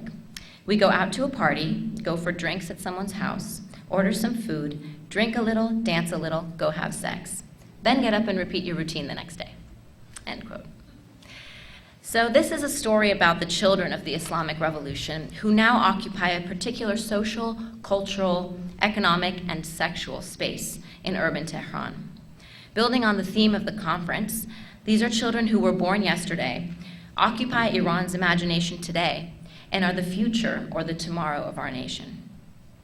The study I conducted over the past 5 or 6 years focused on the emerging Iranian young adult culture in Tehran, describing and analyzing the meaning and significance of young Tehrani's quote-unquote transgressive sexual and social behavior in relation to Iran's socio-political climate. Urban young adults in Tehran are constructing and embodying what they call a sexual revolution, انقلاب جنسی, in response to social and political changes in Iran. My study examined sexual and social practices, as well as gendered experiences of young people. And when I say young people, my age group is really 18 to 25. How do young adults understand and enact their erotic and sexual lives within the laws and restrictions of a theocracy, I asked myself? Not a very easy question to answer. In particular, I was seeking to understand how Iranian young people describe and understand their sexualities as political and social statements. Iran has experienced major economic, demographic, political, and social changes in the last 30 years. The young people that my study focuses on are literally children of the revolution, as they were born to a nation in the throes of revolution, Islamic, war with Iraq, and shifts in economic power. The nation's younger generation has been affected by the Islamic Republic's free education policies and its successful national literacy campaign. Ironically, these education policies have created an educated and highly politicized youth with voting rights. The voting age in Iran is 16 currently, who are ready and willing to express their dissent. The body, ironically, has become a major battleground in the Islamic Republic, seen in legislation and heavy punishment regulating Islamic dress and death sentences for sexual deviants, those convicted of homosexuality or often adultery. Many young adults argue that they're now using their bodies, and more specifically, their sexualities, to speak back to what they view as a repressive regime. I argue that consequently, a new sexual culture is emerging amongst Iranian young adults, which requires further investigation. As many of you know, 70% of Iran's population is currently under the age of 25. This is a huge population inversion. They also have a 45% unemployment rate. 84% of them are currently enrolled in university or are university graduates, and 65% of these graduates are women. They are also highly dissatisfied with the regime. So by looking at often overlooked elements such as style of clothing, daily lives, sexual practices, health and education infrastructure, and the way that young Tehranis interact with their social, political, and economic environment, we can understand the better situation of young people and the future of Iran. Again, I wondered, can the drastic changes in sexual behavior amongst young people of Iran be an alternative form of substitution for the forbidden political activism? Again, not an easy question to answer. Just a little bit about my research methodology, just to clarify my sample and how I went about doing my research. Most of my interviews took place while I was in Iran in the summers of 2000, 2002, 2004, and 2005. My first 2 visits were more journalistic in nature and served as an entree into the subculture that I continued to study throughout my doctoral work. The bulk of my ethnographic or qualitative fieldwork focused on participant observation, which I relied heavily upon. I did focus groups and in-depth interviews. My participant observation was conducted at cafes, public parks, malls, parties, gyms, beauty salons, dance classes, and local squares or maiduns where young people tended to gather. I also volunteered at 2 drop-in centers and 1 needle exchange, provided a seminar at Tehran University, and was on the board of the Anthropology Journal at the university, and I conducted significant amount of archival work at the Ministry of Health and the Ministry of Education. In the end, I conducted 80 in-depth qualitative interviews with young people, 18 to 25, both men and women of varying socioeconomic classes. I'm going to talk about class in a minute because it's a very important component of the study. I collected 35 sexual history surveys, which were distributed amongst a random sample of university students across 3 universities in Tehran. And I ran 8 focus groups, which contained both men and women, and were usually composed of between 6 to 8 people. Additionally, I interviewed and observed 20 providers, mostly doctors, OBGYNs, some social workers, counselors, and teachers. Throughout this process, I was acutely aware that my position as a single Iranian-American young woman close to the age of my informants did shape my interactions with them. Some of them felt that because I was from the other side of the water, or un taraf ab, I was not likely to judge them, and I would be less likely to tattletale or tell someone who might know their father, their uncle, their mother, their brother, etc. Other young people were fascinated by me, feeling that my status as an Iranian American was something that allowed me deeper insight. And this fascination proved to be mutually beneficial, although I would say I benefited more from it than they did. I want to re-emphasize that the sample that I'm describing today and throughout the presentation is from Tehran. Some are from Mashhad and Shiraz, but the bulk of them are urban young adults. I want to reiterate that. I'm not speaking about rural people. This is a study about urban young people who are mostly part of a subculture who are middle and upper middle class. This notion of class, however, is complicated, given the shifting class structure during and post-revolution. Many of the young adults and their families with whom I interacted and interviewed would be considered upper or middle class monetarily due to the neighborhood in which they lived in, and perhaps their income and their lifestyle. However, many would say that though some of these families are monetarily upper class, that they are intellectually or culturally, the word they used in Farsi, as lahaz farhengi, of lower classes. And many have lower levels of education, not having completed high school at all. After the revolution, many members of the working class and the Bazari class found themselves suddenly wealthier, and this shifted the class dynamic of the city. Simultaneously, there was a large brain drain as many members of the intelligentsia left Iran, coming to the US. I think many of you are with us today. And additionally, some members of the former upper class who may have been Shah supporters found themselves stripped of many of their assets. The notion of class is forever changing in Iran, and thus I could only approximate the socioeconomic level of my informants and the people I interacted with. The way that I did it, the city of Tehran, as many of you know, has a somewhat grid-like layout, right? So being from the north part of town usually indicates upper class, and the further south you go, the lower your class. In fact, some people use the phrase when they're referring to people of lower class, they say pain shahri, or from the lower part of town. So in order to get an idea of the class of my informants, I would ask them where they lived. So people from the northwest, the northeast, Shahrag, etc.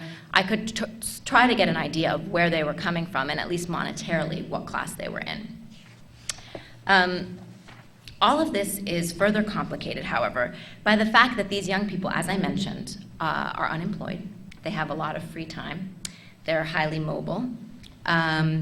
And the young people who make up the particular subculture that I'm describing are the model for young adults of various classes and subgroups who imitate them and seek to blend in and become accepted by these kids. Many young adults of lower classes sought to emulate the styles and behaviors enacted by members of the subculture in fashion.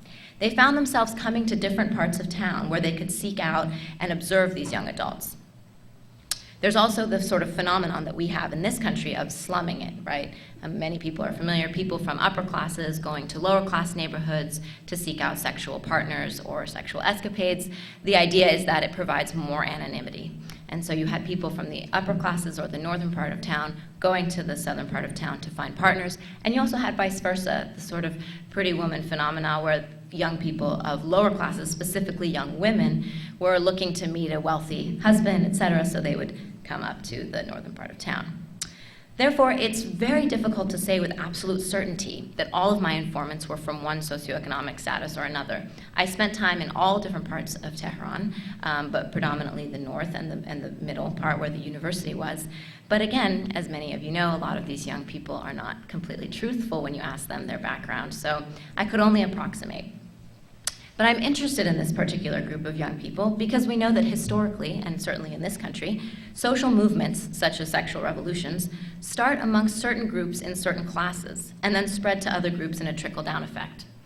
In Tehran and also in Mashhad and Shiraz, which I did the rest of my fieldwork in, we can see some evidence of this trickle-down effect as young people have physically changed their appearance and social stance.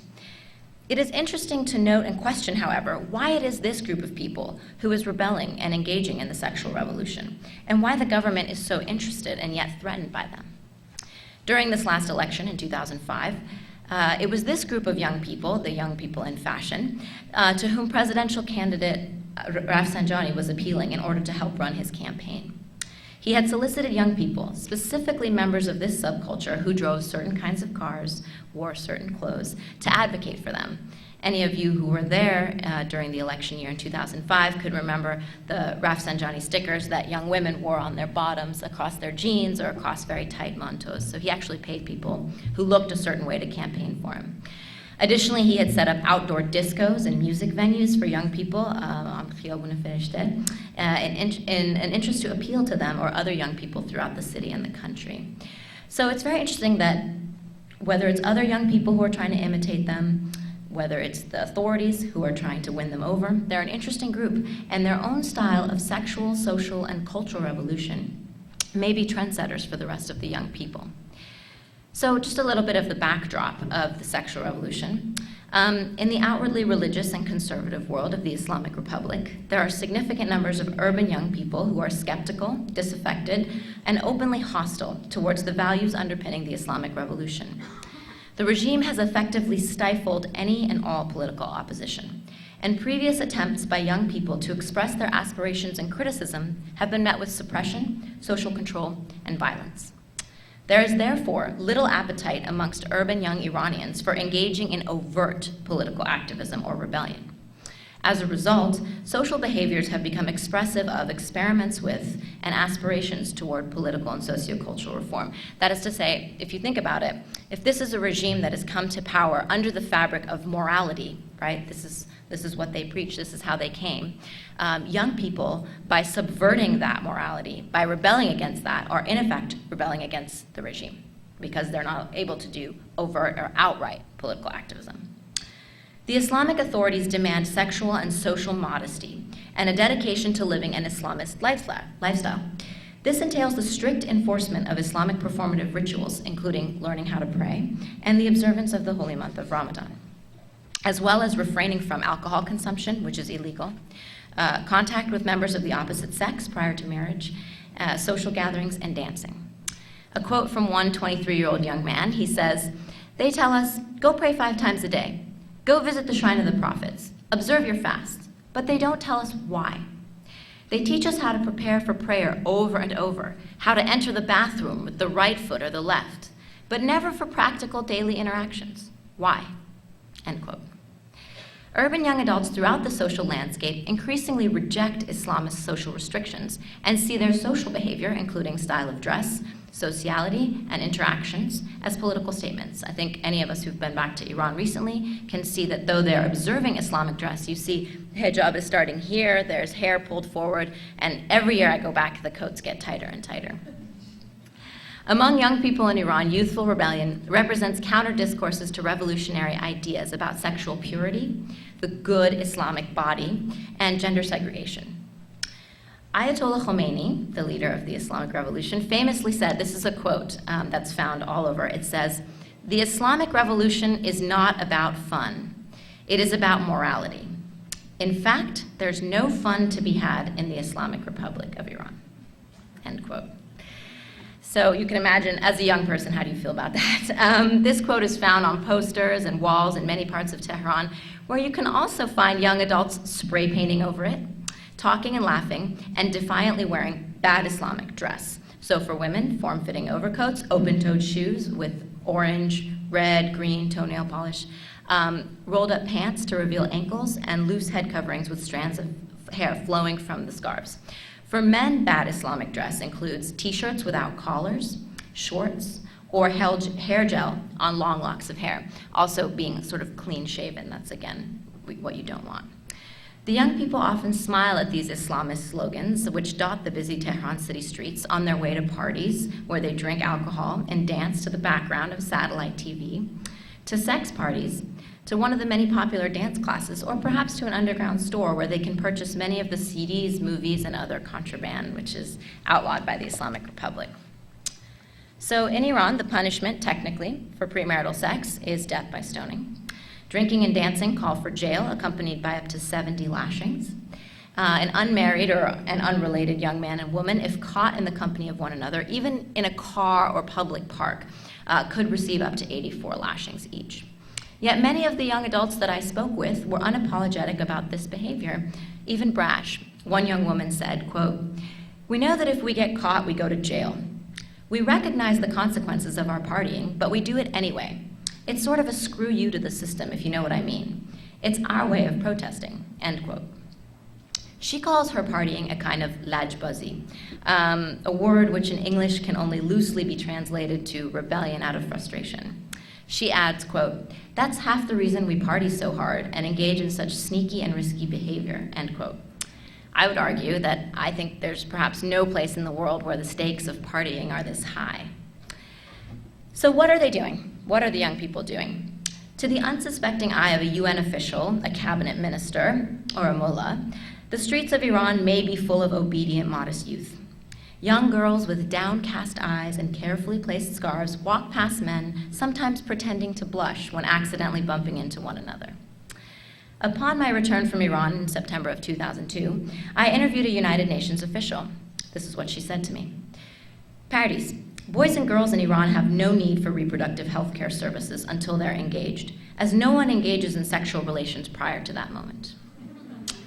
If she could put on a veil that would turn her into a young Iranian partygoer, here's what she would find. Her face flushed, Yasemen Hutri, age 19, looks around the crowded Tehran apartment that at the moment resembles a cross between an American fraternity party and a curtained bordello. She takes a sip of her Russian vodka martini and says to me, "The difference between you youth in the West and us here in Iran is really very simple. When you want to have fun, you go out. And when you want to pray and be spiritual, you stay in. In Iran, when we want to pray and be spiritual, we go out. But when we want to have fun, we stay in," end quote. Persian pop music blares from large speakers, and everywhere there are pairs of flirting, drinking teens. Yasemen glances over at her best friend, who is tucked away neatly under a boy on a nearby couch. The dimly lit room is filled with other young couples who are occupied in the same activity. As she sits down, Yasemen's purple miniskirt is pushed up so high that she catches the attention of a boy across the way. She shrugs and nonchalantly lights a cigarette after handing one to me. She smiles and opens her pouch to reveal 4 ecstasy pills. "Do I want one?" she asks. "No thanks," I said. Soon Yasemen will leave her friend's house party. Like the other girls, most of whom she goes to school with, she will carefully don a navy blue hijab to cover her hair when going to university and wrap a long flowing coat over her skirt and sweater. On the street, accompanied by a male friend, she will keep her eyes lowered, carefully blending into the streams of modestly dressed women moving along the university city streets. Like thousands of urban teens in Iran, Yasaman's public and private worlds could not be more different. But she wonders how long this dual life can exist before she's discovered or loses her mind. Hundreds of miles away from the capital, a group of girls and boys gather in Mashhad. Everyone piles into the car of a young man named Siamak, who turns up the latest single from Usher that he's bootlegged from the US. They love Usher, they love hip hop. He starts driving, and everyone is talking and laughing and explaining to me that our destination tonight is one of the hottest spots in Mashhad for people to meet each other. Those of you who haven't been to Mashhad, it's pretty hard to imagine a hot spot, but I soon discovered the way it works. As Siamak rounds a corner, he spots some members of the Komite, the Persian morality police, and shouts for everyone, or at least the girls, to duck as he drives past them. He turns the music down, and we dive beneath the seats so that only the boys remain seen. The girls giggle and scream and take another puff of a miniature hookah that holds remnants of the day's opium, hashish, and marijuana. On the surface, it may seem to casual observers that boys and girls do not interact much or even talk about sex before marriage. However, I'm here to tell you that's not true. Most of the young people I interviewed were unmarried and either were engaged in sexual relations or had been at one time or another with a boyfriend, girlfriend, or acquaintance. Roughly 75% of my sample has been sexually active prior to marriage. And many of the married young adults whom I interviewed, of them, 50% were engaged in sexual relations outside of marriage. It's a high rate of infidelity. According to these young adults, their sexual relations and experiences are not limited to members of the opposite sex, as many of the young adults, 30%, indicated that they have engaged in some kind of same-sex sexual activity, both men and women. So this is something we would call situational bisexuality. If you're faced with a gender-segregated space, oftentimes people end up becoming bisexual or engaging with members of the same sex in a different way.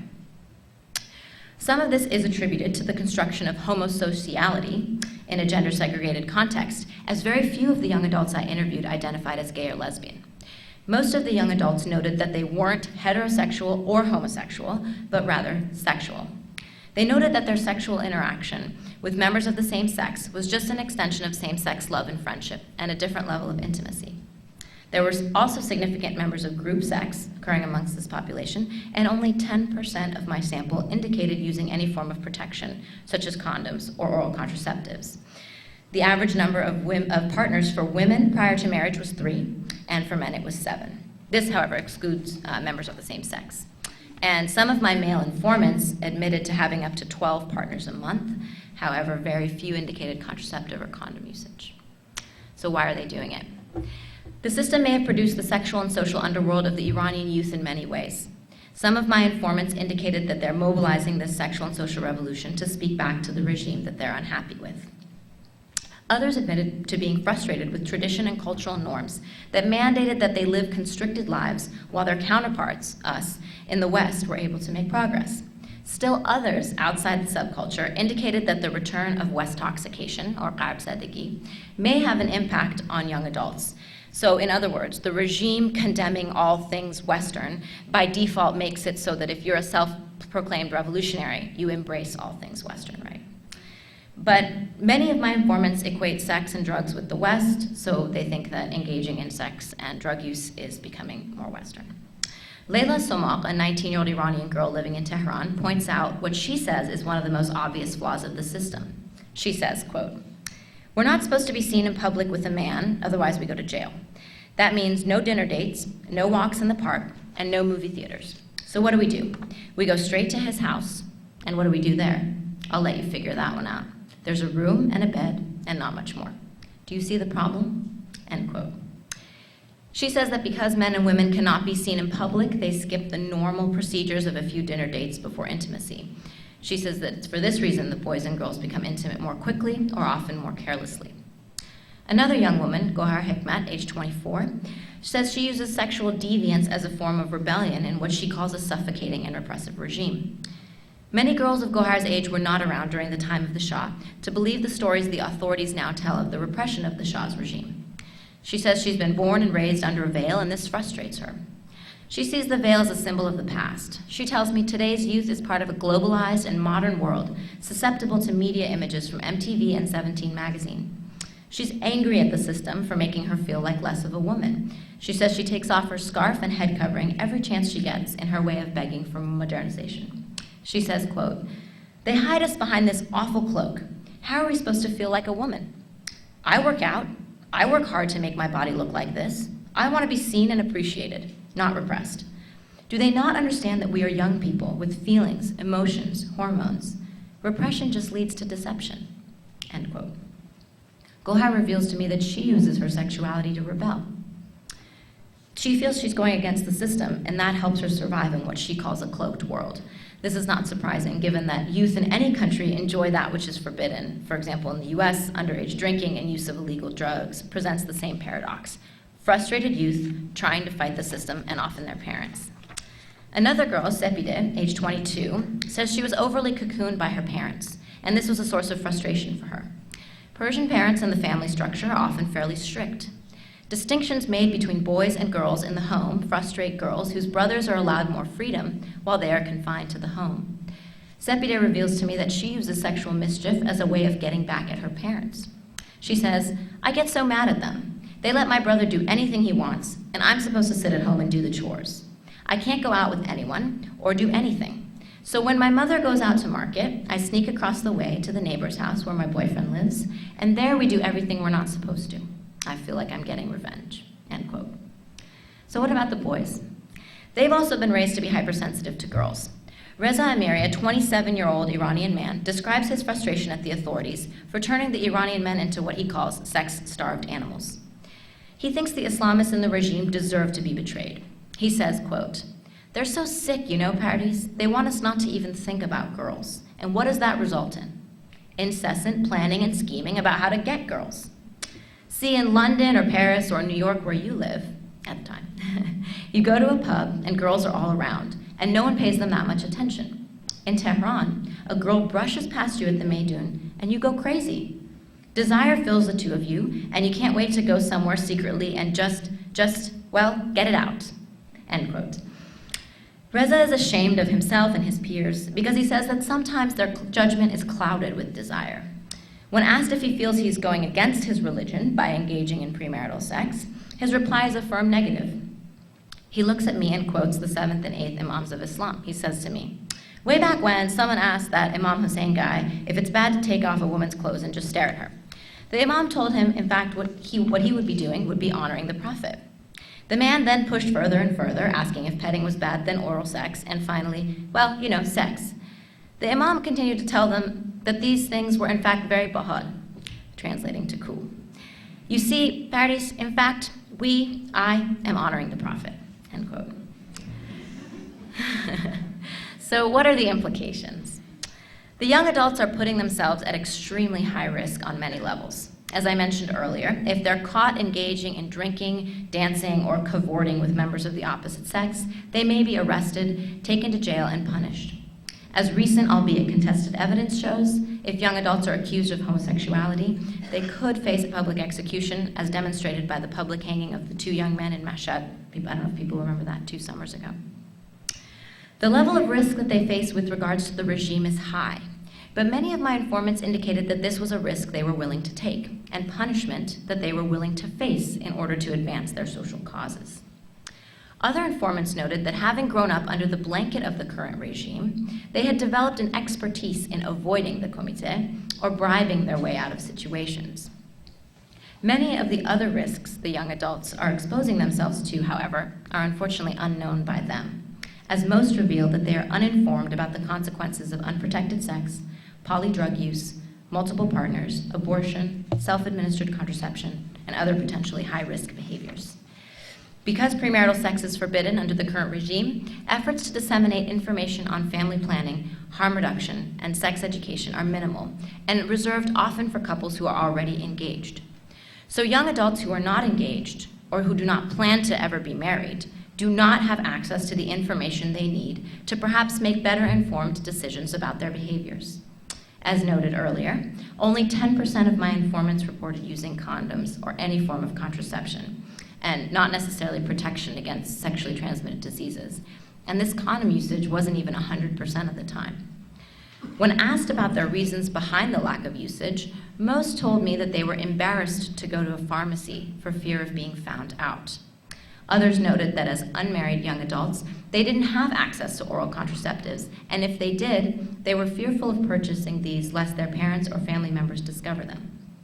The other problem is that a lot of the condoms, the packages, once I actually went out and went to purchase a condom to see what it was like for the kids. They ask you sometimes for your marriage license. If you're lucky enough that they don't, you have to pay a high price for condoms. When you open the package, the directions are written in English. We're not really sure why. Additionally, several of my female informants revealed that because they did not have access to birth control, many of them had to rely on abortions in the case that they did get pregnant before marriage. Some of these young women reported going to expensive doctors uptown and paying high prices to get rid of their problem. Other informants, however, who did not have the means to access these high-priced doctors relied on other methods, such as purchasing cow or horse or other animal abortion pills and injections from the black market on Nasser Khosrow Avenue. Many reported that their experiences taking these were horrifying, and some of my older informants have now told me that they're facing reproductive difficulties and infertility because of their histories using these unidentified medications. Still other young women I spoke with noted that they used methods such as throwing themselves from the stairs, banging their stomachs against walls and doors, and one young woman told me the story of her cousin who had burned herself alive upon discovering that she was pregnant out of wedlock. Therefore, there exists a situation in which young adults are engaging in high-risk behaviors in order to make a statement against the regime. However, they may be exposing themselves to harm and risk in so doing them because it's the regime that refuses to provide them with the information they need to make better informed choices. When I asked my informants about STDs, most could not name even one. Many knew about HIV, but only knew of it in its other form, AIDS, but felt that they were not at high risk for contracting the virus. I know I have a colleague who will be speaking this afternoon probably about HIV, Dr. Anai.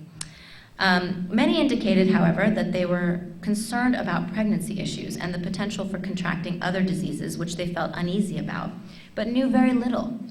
Most noted that they felt high levels of anxiety about their sexual relations, but did not know what avenues to turn to in order to procure support or information that they would need, which is why they oftentimes came to me to talk to me, to dardodil, I guess, to speak from their heart.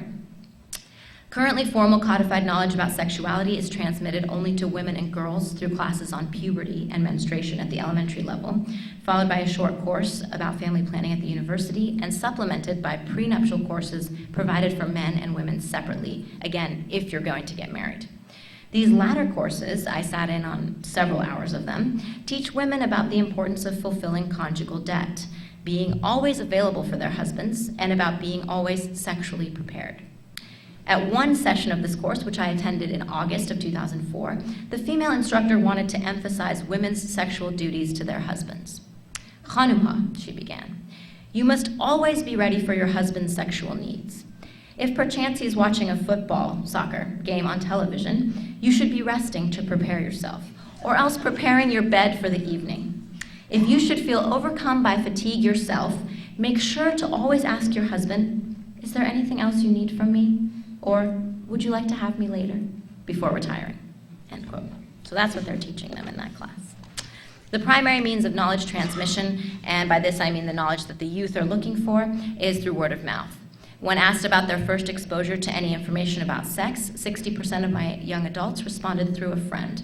Others added internet, Western satellite television, music, and parents, but to a lesser extent. When asked about means of knowledge dissemination that would fit their needs, most asked me for a small or discreet booklet or an internet site not banned by the government. Some went even so far as to ask for specific internet counselors because they felt that the current phone hotlines established to answer their questions were too embarrassing.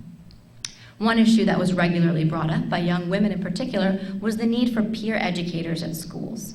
They noted that often at the workshops or the clinics or even these premarital classes, they were run by older, more conservative, or what they said chaudhuri, women, and many girls felt that these women were untrustworthy or judgmental, and they felt uncomfortable discussing their sexual issues with them. Throughout the course of my fieldwork, I did find several drop-in centers and areas where young people could receive counseling about sex, drugs, and harm reduction. However, most of these were utilized by young married couples who had taken their prenuptial counseling courses at these sites. Though the counselors were very open-minded and indicated to me that they were open to distributing information to unmarried young people, none of my unmarried young informants knew about these centers or about the counselors, nor were they brave enough to walk in. There seemed to be a distinct gap between the providers and the young people whom they were trying to serve. The young adults were heart gets broken apart, and they feel, God, why'd that happen, Lord? And I'm going to tell you, if you learn to do it the way the Bible says, learn to have a romantic relationship the way God wants us to do it, He'll protect you from that kind of stuff. And you don't have to be like everybody else that gets stomped on and ripped apart. So many young people give their purity away because they got into a romantic thing, and then their emotions ran away with them, and then they felt so bad they don't even go back to church, don't even want to come back to the Lord. So we're going to show you how to steer clear of all that garbage and all the confusion. Now, if you have any comments, any questions, any thoughts about anything we're talking about, please email me, give us a call, or write us, and let us know what you're thinking, okay? Because this program is all about you, what's going on in your life, and helping you to understand what the Bible's about. Now, because of the confusion of all the lovey-dovey and all the stuff you see on television, many romances end up looking a lot like this. Romeo, Romeo, wherefore art thou, Romeo? Romeo ain't here. Oh, wherefore is he, good man? He's in Vegas. Vegas?